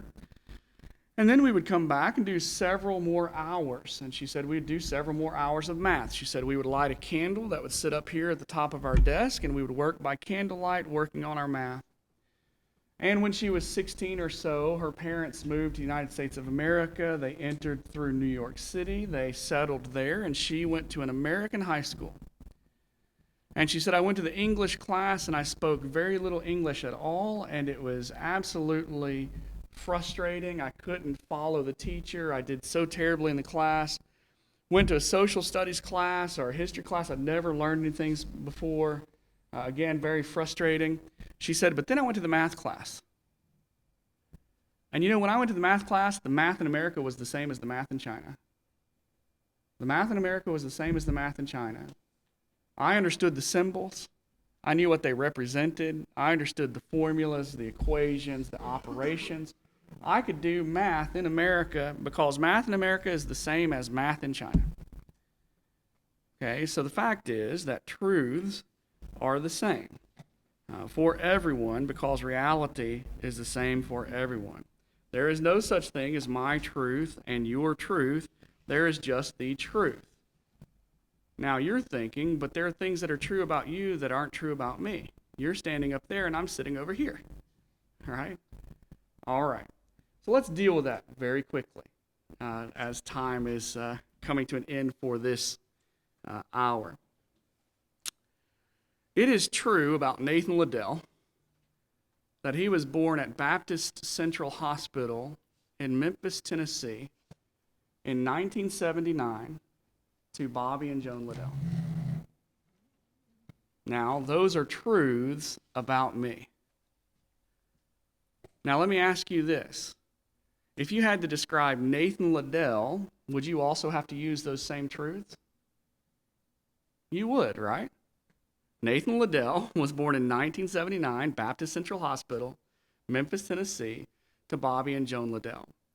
In other words, I may say that those are truths about my life, but they are true for all of us, that those are truths about my life.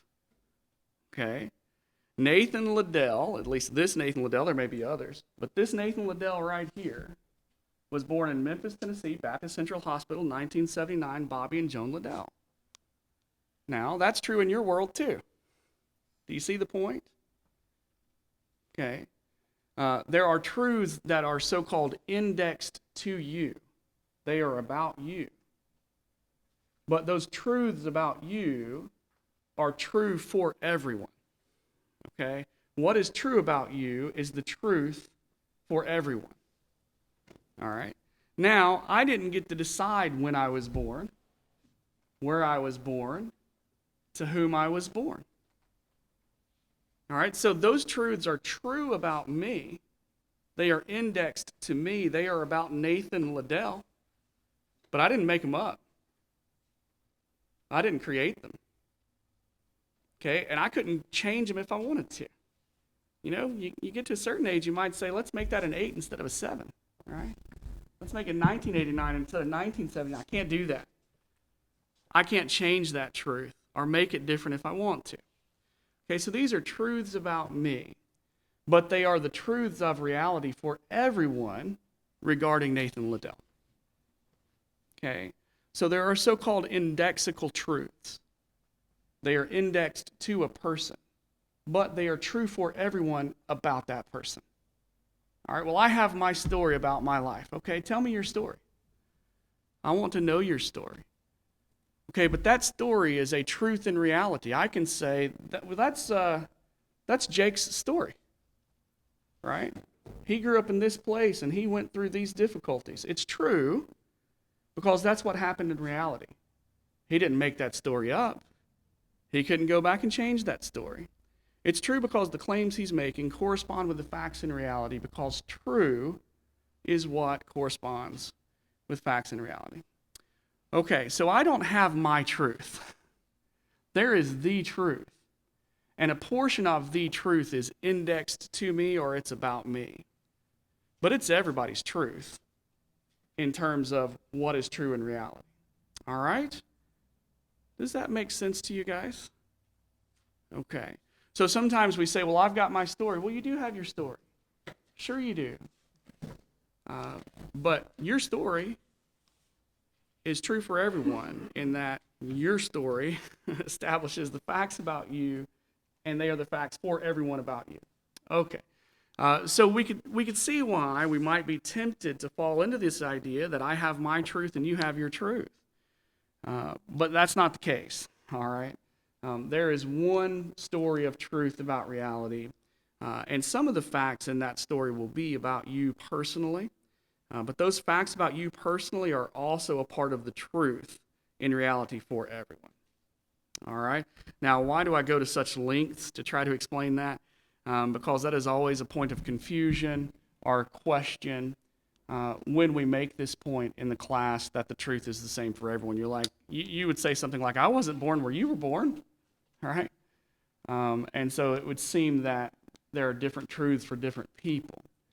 Well, the facts about me and the facts about you are different, but they're true for all of us, okay? They comprise what is true, or what the true story is for all of us. Does the Bible claim that religious truths are the same for everyone? What did Jesus say? John 14:6. I am the way, the truth, and the life. How many men come to the Father in other ways than through him? None. No man comes to the Father but through me. All right, so the Bible claims that the truth is the same for everyone. This is Christian exclusivism. There is one way to be saved, and that way is Jesus Christ. Okay, so again, the Bible upholds the correspondence view of truth. Truth is narrow. Truth is narrow. We ought to be broad in our interests and sympathies, but narrow in our acceptance and defense of truth. Suppose, take this illustration. 2 plus 2 equals 4. Now someone comes along and says, I'm not mathematically narrow-minded.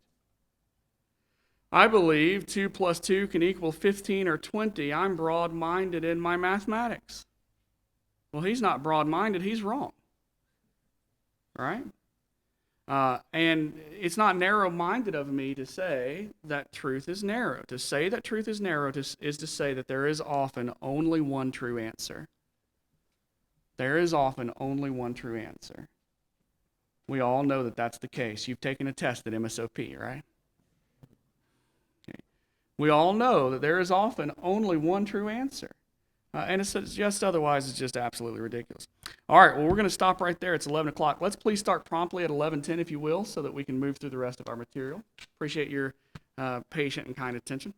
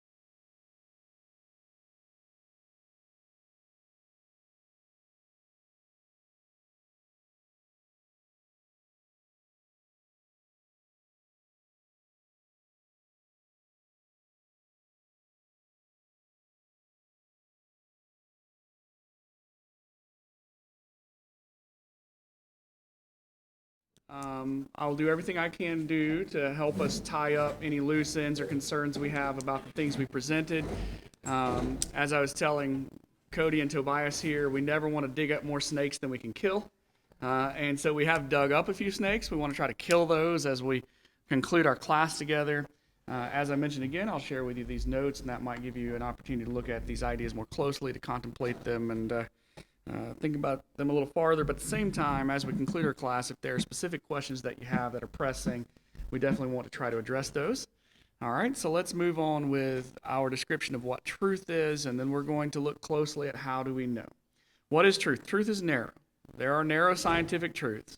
Freshwater at sea level freezes at 32 degrees Fahrenheit. It does not freeze at 33. That is the point at which it freezes. There are narrow historic truths. Julius Caesar is not living on Earth today. He died March 15th, 44 BC. There are narrow mathematical truths. 2 plus 2 only equals 4, even though there is an infinite number of other numbers one could choose. Similarly, there can be, and as we know, there are narrow religious truths. The Bible teaches that truth is narrow. Isaiah 45:22, turn to me and be saved, all the ends of the earth. For I am God and there is no other. Well, how many other gods are there? There are no other gods. Well, that's awfully narrow-minded. No, that's true. That's true. All right. Jesus said, I am the way, the truth, and the life. No one comes to the Father except through me. Again, well, that's awfully exclusivist. Well, it's true. All right. It is not narrow-minded to say that truth is narrow. It is not narrow-minded to say that truth is narrow. Now, we don't want to be arrogant about truth. We wouldn't want to be condescending or unkind as we assert what is true. But we certainly want to be strong and courageous and say there is just one religious truth. Jesus Christ is the truth. Okay, truth's negation is false. Truth's negation is false. Now, this may seem like an obvious point, but it is still an important one. The law of non-contradiction says that any proposition P cannot be both true and false in the same sense at the same time. It cannot be true both that P and that not P. As we have said throughout this course, it cannot be true both that she is pregnant and that she is not pregnant. Okay? So let's think about that in application to truth claims of Christianity. Christianity says there is a God. He's the God of the Bible. The Bible is true. Jesus is the only way to salvation. Man is a soul and will live beyond the death of his body. These are all truth claims of Christianity. Now consider their negations. Okay, to negate a claim is to insert a not, right? There is not a God. The Bible is not true. Jesus is not the only way to salvation. Man is not a soul and will not outlive the death of his body. Now, if it's true that there is a God, then it must be false that there is not a God. If it is true that the Bible is true, then it must be false that the Bible is not true. If it is true that Jesus is the only way to salvation, then it must be false that Jesus is not the only way to salvation. Right, there's just no other way to think about truth.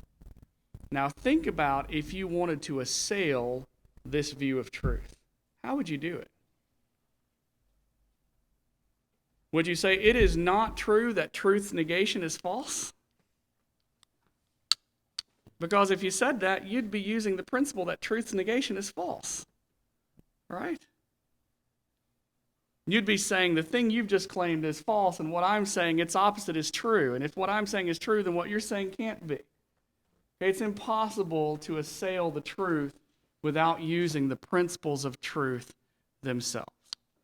Okay, it's impossible to assail this view of truth, that truth's negation is false, without using this very principle as you assail this view of truth.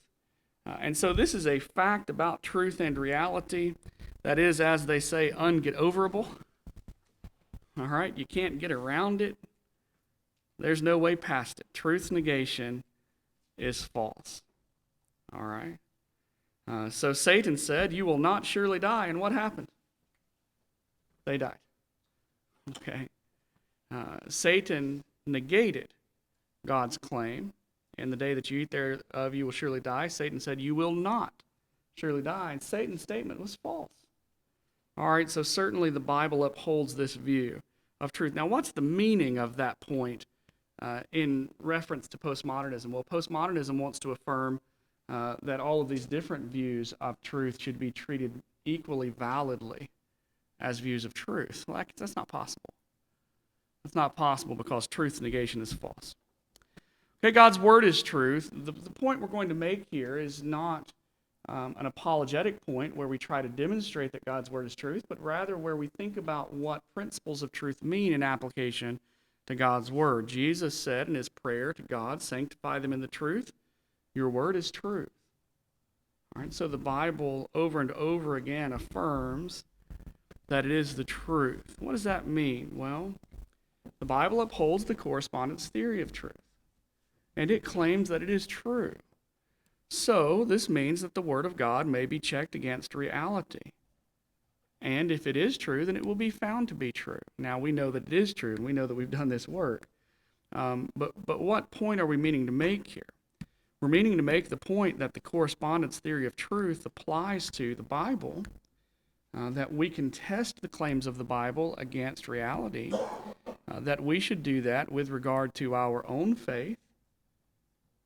This is what they did on the day of Pentecost. Peter stood up and made 3 arguments for the fact that Jesus was the Christ. He was resurrected from the dead. They had seen his miracles, and Peter and others had seen him living and were there as eyewitnesses. And so he called upon them to acknowledge with certainty that Jesus is the Christ. Verse 36. He tested, or rather he made claims which could be tested by reality. Okay, so what we want to say here then is that Christianity is not detached from reality. The truth claims of Christianity are expressed as the kinds of claims that can be tested by reality. All right, so this view of truth, the correspondence theory view, is one which we're willing to apply to Christianity as well. Whatever is true is what corresponds to reality. All right, well, let's examine whether what the Bible says is what corresponds with reality. And so we must be willing to apply this theory of truth to what we believe is the truth, the Word of God. All right. Now we can check it against reality. It will be found to be true, and thus we can conclude a point which will be important in our next section, that is that revelation is a source of truth and that there are religious truths. Okay. Notice how C.S. Lewis described the concern about truth. He said, we are now getting to the point at which different beliefs about the universe lead to different behavior. Different beliefs lead to different behaviors. Religion involves a series of statements about facts, which must be either true or false. If they are true, one set of conclusions will follow about the right sailing of the human fleet. If they are false, quite a different set. All right, now if we hold and defend the correspondence theory of truth, then we can test worldviews and say which one is right. And on the basis of determining which one is right, we can have authority to say, therefore, all people should live according to that worldview. Now, that's what we are trying to do in our preaching, isn't it? We are trying to declare the truth of the gospel and call all men to live according to it.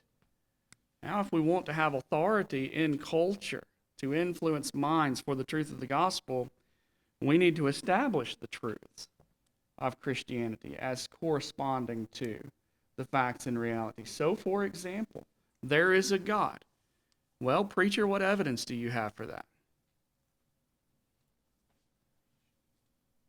Okay, well, here are some cosmological arguments for the existence of God. Here is a teleological or fine-tuning argument for the existence of God. Here is a moral argument for the existence of God. Here is an ontological argument for the existence of God. Here are the reasons why arguments against the existence of God aren't good arguments. Okay, that's apologetics, right? That's defending the Christian faith with reasons and evidence All right?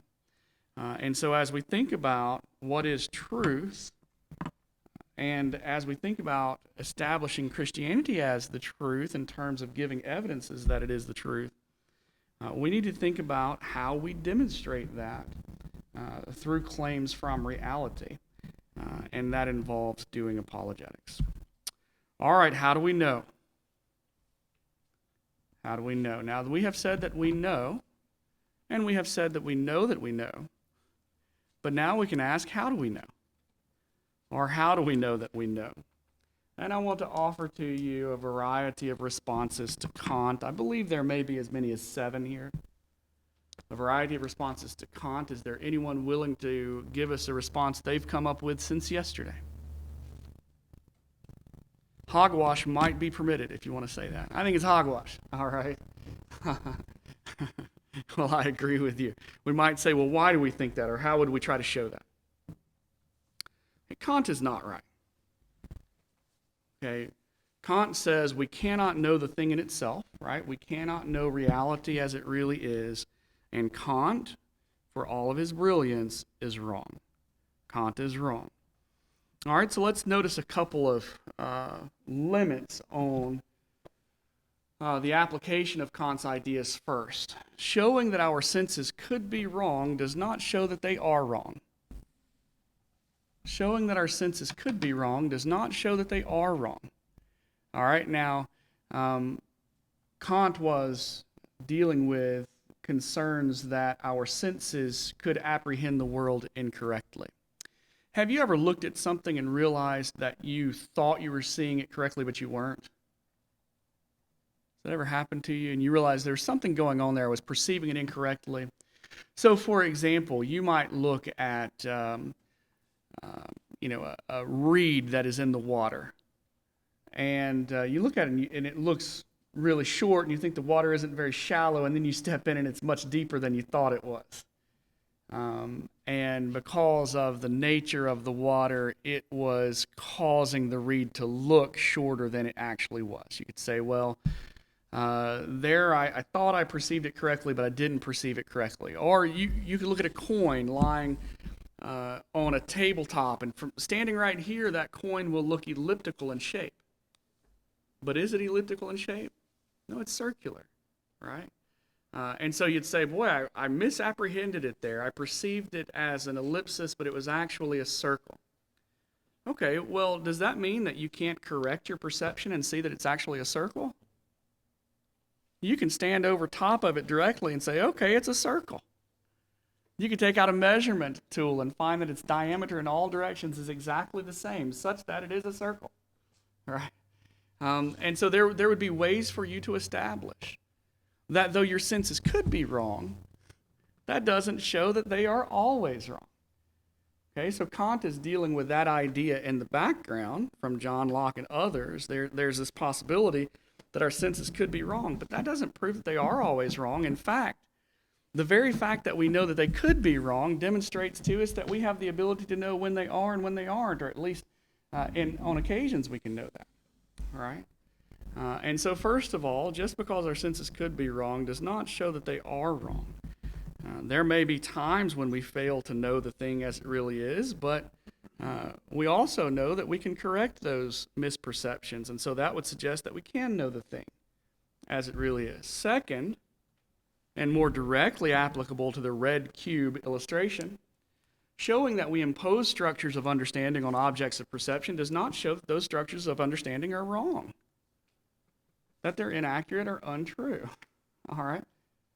So think about your red cube. It exists at a place and at a time. Well, if you put a red cube right here, it's at a place, right? And it is at a time. Well, those are structures of your mind. Well, that's fine because they're also aspects of reality, all right? How is Kant to show that I have these structures in my mind before I've experienced them in reality? Hume would argue that I have a sense of space and time because I've experienced it in reality. I'm not imposing some structure of my mind on the world. Rather, I'm observing aspects of the world, and I am applying what I have observed in the world generally to this particular object, this cube. All right, well, you've said it's red and it's cuboid. and shape. Well, okay. There's a certain wavelength of light which, when reflected from objects, appears to me as a certain color. And we all acknowledge by the common use of that term red that that wavelength of light reflected from that object is that color. All right? So there is an objective redness. Okay? It is the reflection of a wavelength of light from an object. And our eyes are designed such that when we see those objects, they present a certain color to our minds. We perceive a certain color. Describing those objects with terms and making those objects fit into categories on the basis of the application of those terms doesn't mean that we're not still seeing red reflecting from that object. It just means that we have a name for it. And when we see it, we use that name.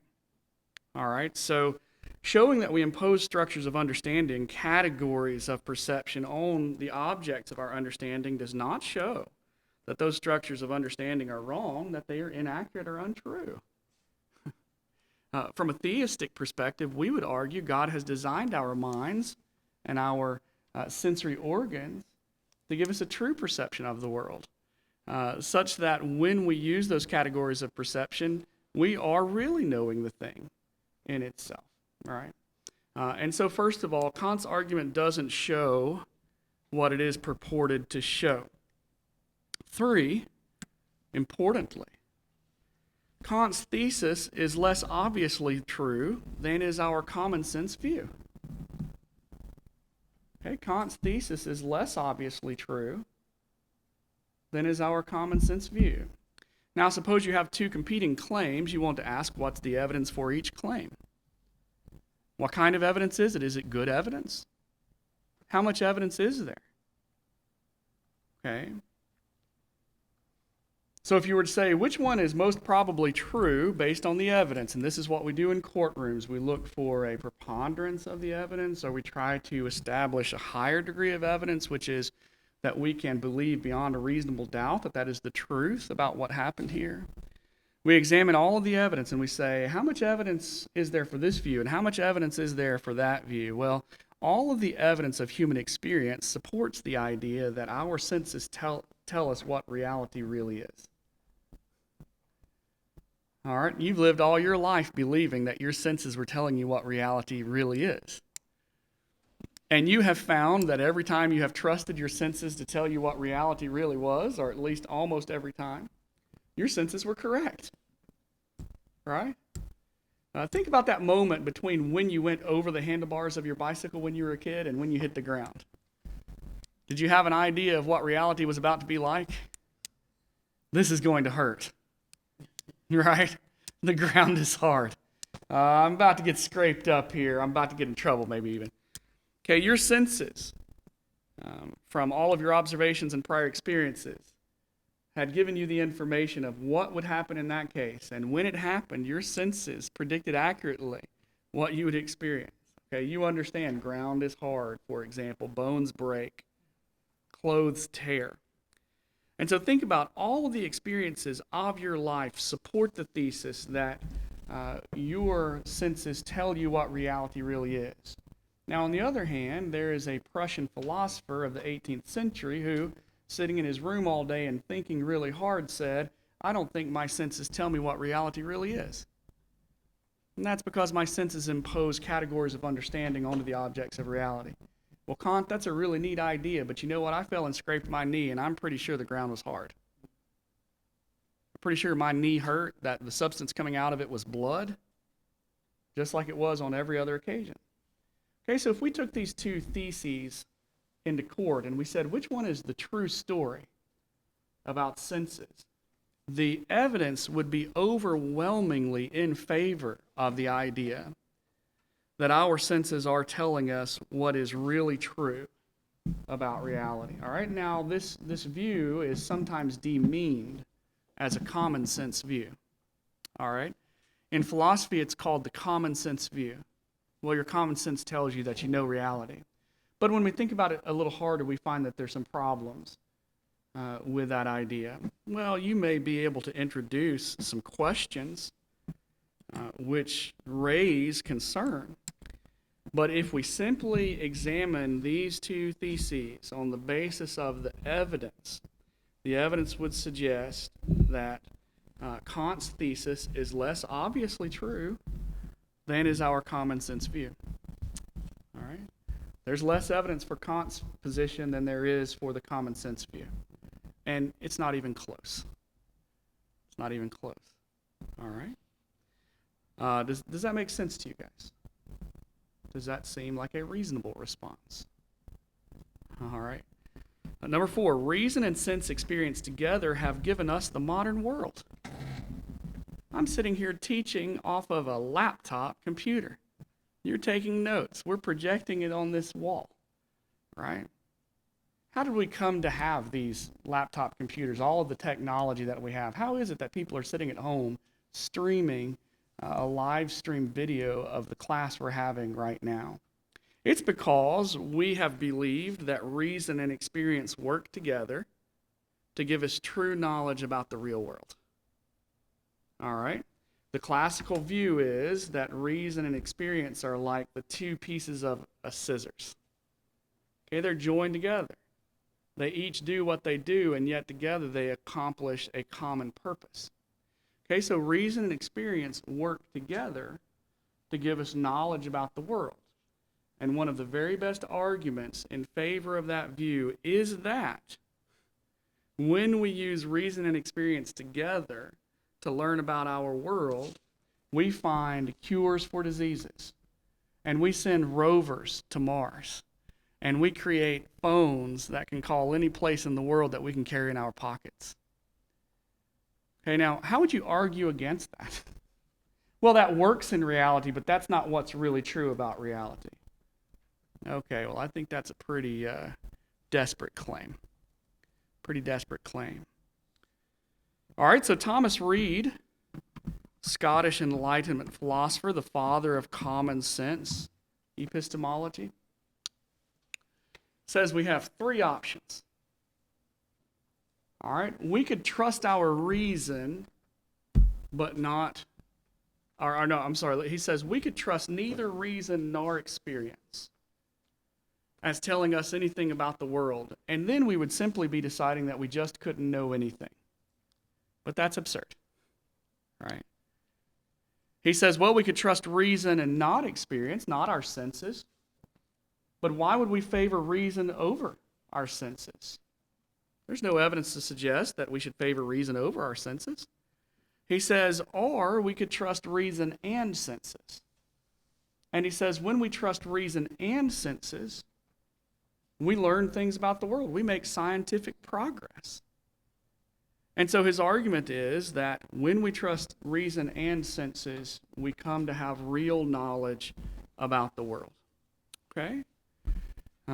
So just a common sense view that appeals to scientific progress as one of a number of illustrations of gaining knowledge about the world, that suggests that reason and experience together give us real knowledge of the real world. Okay? G.E. Moore, a 20th century English philosopher, said, I can take this hand and feel this hand. I can take my right hand and feel my left hand. He said, now I can test both perceptions. I can know that my right hand tells me that it's feeling another hand, and I can know that my left hand is another hand. All right? And so I can know that what my senses are telling me about the world are true because I can examine both sides of the perception. All right, the perceiving sense and the object being perceived. Now, you might imagine, as simple as that illustration is, it comes under a great deal of scrutiny and criticism, but I think it actually holds. I can know both the perceiving sense and the object being perceived, and I can verify from both sides that what I am coming to know through the process is true. All right, here is another response to Kant, and that is that anti-realism is impracticable and yields absurdities. Anti-realism is impracticable, that is, I can't live it.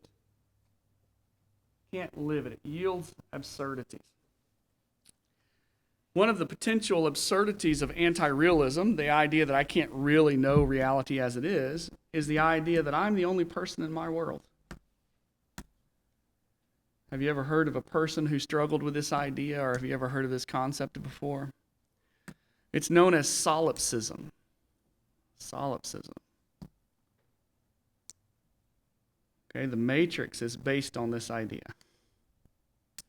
The book or the movie, if you're familiar with the concept of that movie. Okay, and solipsism says, I am the only person in my world. Everything else is created by my mind to populate my world so that I would have things to interact with in my world. But none of those things are really real. Okay, well, that's an absurdity. Practically everyone in the world will agree that we can rule out solipsism. They would say we can know that's not true. And so, anti-realism permits that as a possibility. Well, that's a reason why we should think that anti-realism is not true, because you know that I'm here and I know that you're there. All right, yes, sir. Very good. That originates with René Descartes. René Descartes started the whole thing. He is the father of modern philosophy. He wanted to strip away everything that he could doubt as being true. He wanted to find bedrock where he could say, I know that this thing is true. And where did he land? I think, therefore I am. He knew that he existed. But initially, he had a real problem. It's known now as Cartesian anxiety from Descartes. How can I know that anything else is real? He said, what if an evil demon is deceiving me? What if an evil demon is deceiving me? Or what if the machines have created a matrix? All right, same idea. Okay. Yes, sir, in the back.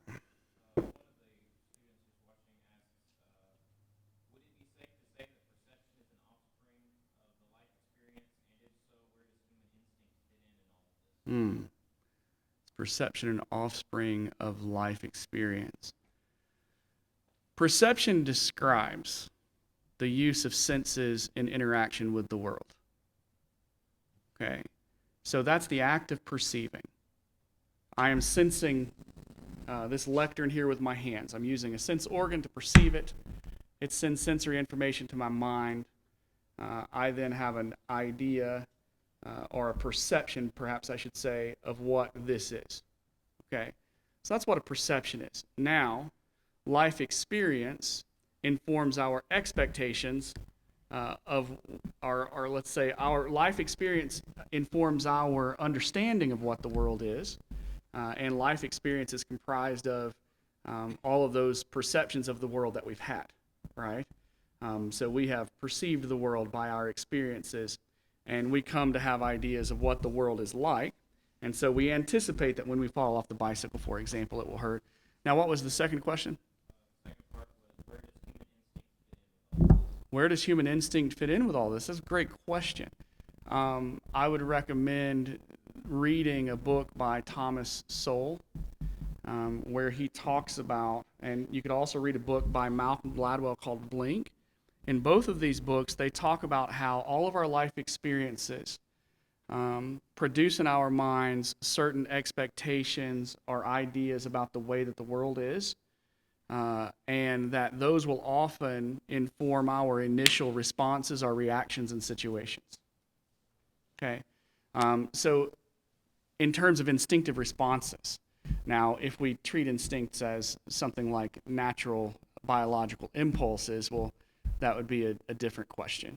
But if we mean how we instinctively respond in certain situations, we're in an alley and we see a dark and shady figure at the end of it and we turn around and go the other way. Okay, well, there is all of our life experience saying it's probably not safe to go in that direction. Turn around and go the other way. All right, so if we mean by instinct something like that, then yes, all of our life experiences will inform our decision in that instance, and largely, you know, those life experiences will guide us well. Okay, those are good questions. All right, all right. So there's a response to Kant. Does that help you? Does it help? I hope it does. There's a lot to think about there, and certainly more that you could explore. Yes, sir. Well, Kant was worried about what is real. His city he was born and That's right. It's now a part of Russia. Yeah, that's interesting. Okay, real world consequences again for how we choose to think or deal with ideas.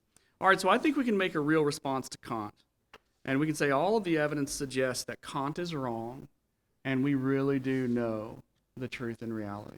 Okay. Well, let's move on from that and talk about what knowledge is very quickly. Okay. I want to give you a brief explanation of knowledge. Okay, so if you say that you have knowledge, you should have some idea of what knowledge is. Knowledge, roughly defined, is justified true belief. This is the tripartite definition of knowledge. Knowledge has three parts: justified true belief. Okay, JTB for short. Okay, first of all, knowledge is belief. Knowledge is belief. Now, some people criticize belief as not being knowledge. You believe it so you don't know it. Well, all knowledge is belief. All knowledge is belief. To know something is to believe that it is true. Okay, it would make no sense to say, I know all men are mortals, but I don't actually believe that's true. Definitionally, to know it is to believe that it's true. Okay? To know something is to believe that it's true. You can't claim to know it without believing that it's the truth. Okay, second, knowledge is not just any kind of belief, because there can be right beliefs and wrong beliefs. Okay, you don't know any wrong beliefs, and neither does anyone else.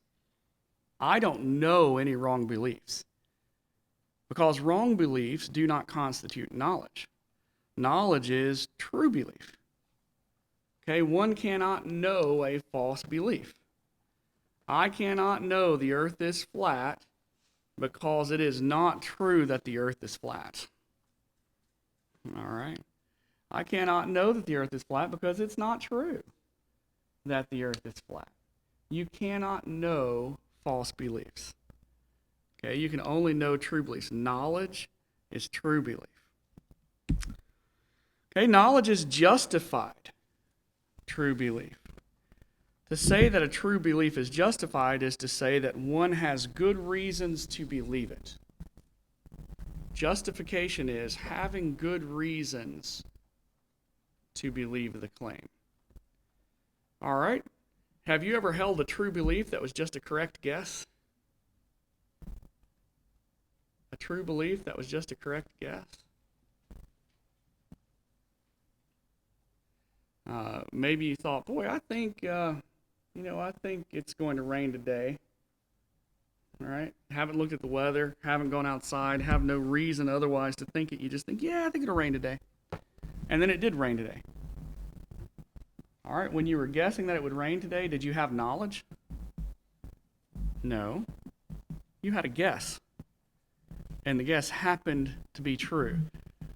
How would your teachers like it if you guessed on every exam and got every question right for all of your time at MSOP? Would they be happy?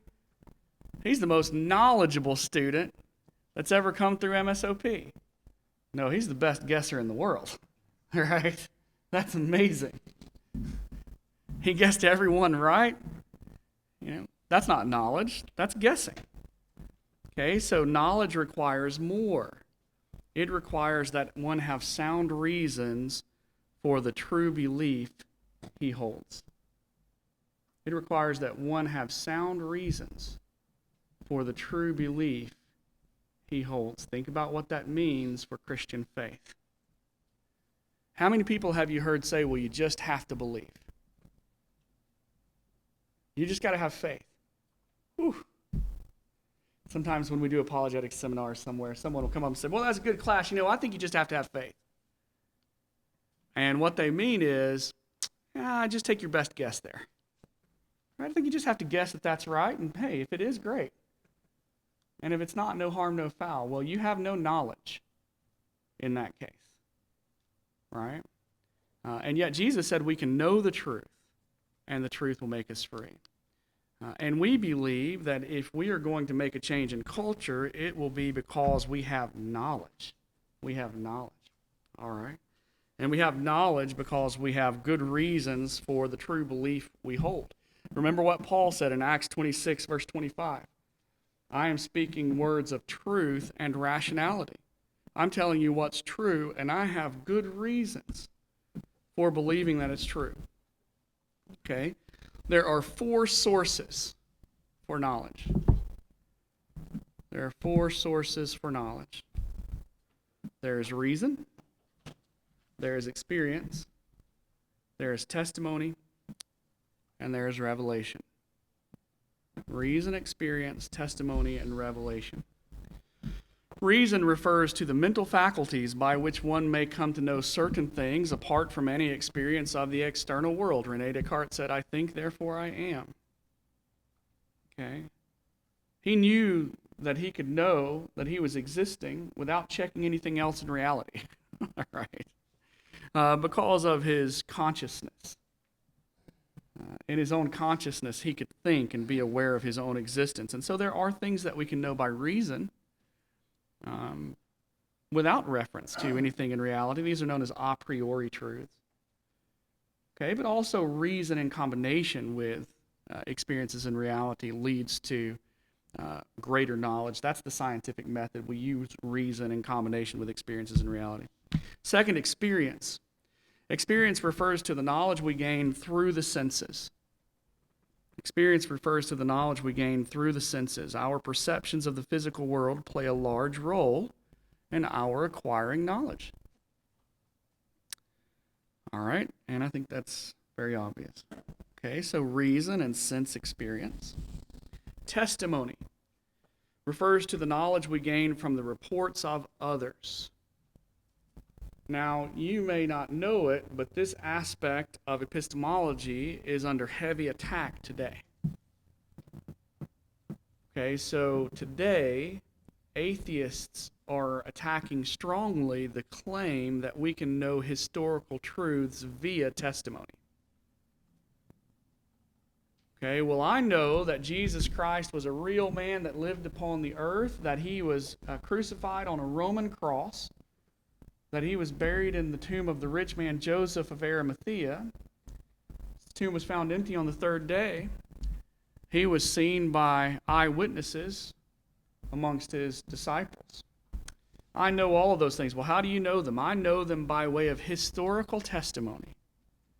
I know them because they're historical documents which assert these facts as true.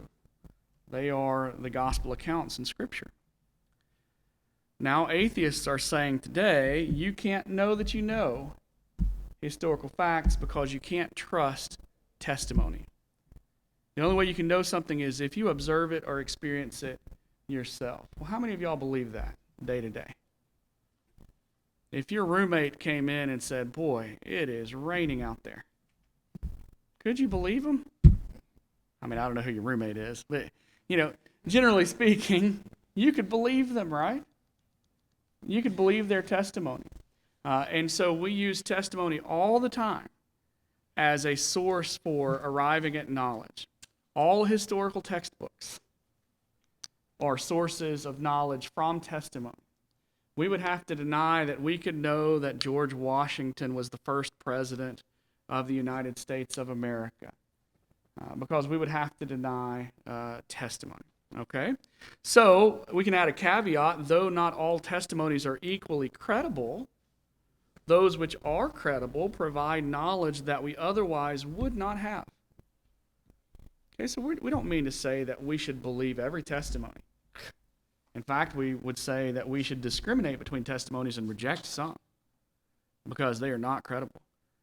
But there are credible testimonies, and we can gain knowledge through them. Revelation is a source of knowledge. Now, this is unique to religious epistemologies. A naturalist epistemology, a scientific epistemology would reject the idea that revelation is a source of knowledge. All right, but on our Christian worldview, revelation is a source of knowledge. Revelation refers to the Bible as a source of knowledge. For a knowledge of God beyond the basics of his existence and power, which Paul says we can infer from the revelation of nature, Romans 1:20, we need a special revelation from God. If we have justification for the belief that the Bible is true, and we do, then we are justified in claiming to know the things which the Bible teaches. So we can say that we know that God is love, or that God is good, because the Bible tells us that He is. Okay, that is not a leap in the dark. It is real knowledge based on good reasons, substantiating the Bible as a source of knowledge, as true. Okay, again, that takes us back to the work of apologetics. All right, so how do we know? Well, we do know. We can reject Kant's thesis. And when we look at how we know, it's the same way we've always known. We know through reason, experience, testimony, and revelation. All right, now the last thing I want to say to you is that there's a name for faith without evidence, and it isn't Christianity. There's a name for faith without evidence, and it isn't Christianity. Believing something without evidence is called fideism. We are not fideists, we are Christians. All right, now all that we've said about postmodernism, all that we've done to educate ourselves with regard to what it is, why it's wrong, how we can respond to it, reason with those who might be influenced by it, will be undermined by a fideistic faith. Okay? Fideism is the name given to that school of thought which answers that faith is in some sense independent of, if not outright adversarial toward, reason. Kant said we have to set aside reason to make room for faith. We have to set aside reason to make room for faith. Why did he say that? Because he believed he couldn't know in reality what was true. So I'm going to have to set aside reason so that I can go ahead and believe that what I believe is true. Okay, that is not Christianity. That is fideism. What is the importance of this point? The importance of this point is that as Christians, we must be ready to give good evidence for the truth claims of Christianity. We must be ready to say the truth claims of Christianity connect with reality out there. Okay, the evidence from the natural world says there is a God. He exists and He is powerful. The evidence from historiography says that the historical claims of the Bible are true. Okay? The evidence from ethics shows that the standard of morality taught by Jesus Christ and practiced by Him is the highest standard of morality we have ever seen. Okay. These are all ways to give evidence for the fact that the Christian faith is true. It describes reality as it really is. Now, if I want to throw my hands up and say there's no way for me to do that, then I might as well just go ahead and say the postmoderns are right. I might as well go ahead and say Christianity is just my opinion. It's just my belief. You know, it works for me. And I also might as well go ahead and say, but I can't say that it has to be true for you. Okay, it's just my opinion, and what you believe is equally true for you. That's not Christianity. That's fideism. So I want to challenge you with that idea. In your studies in MSOP, be sure that you are looking at questions like, how could I show that what I believe is true is actually true? Is the true story about reality? How do I substantiate that claim that there is a God? How do I substantiate the claim that the Bible is from God? How do I substantiate the claim that Jesus Christ is the Son of God, bodily raised, and the Savior of mankind? Okay? The final response that we have to make to postmodernism is to show that Christianity is the true story about reality. That is your work as a minister from now until the time that you stop working in that field. All right, well, that's all I have to say about postmodernism. What questions or comments do you have? Yes, sir. How do they argue that what they know is true? Putting the onus on them rather than on Christ. How do they know that? How do postmoderns argue that what they know is true? Yeah, they sound like these theists themselves. They are fideists. Yeah, they say, well, my belief doesn't connect with reality. It's just what works for me or what is accepted in my culture. Yeah. So they wouldn't try to make a defense of that. They'd just say that's how it is. Yep. Other comments or questions? All right, I'm going to work with Brother Liddell to get these slides and a little outline of notes to you. So I'll get that emailed to you. I want to tell you I really appreciate your good attention, your patience with me as I've tried to present these ideas and help explain them. If you have any additional questions, I will also include my email address, and you're more than welcome to email me if there's anything here that we haven't addressed and that we need to talk about some more.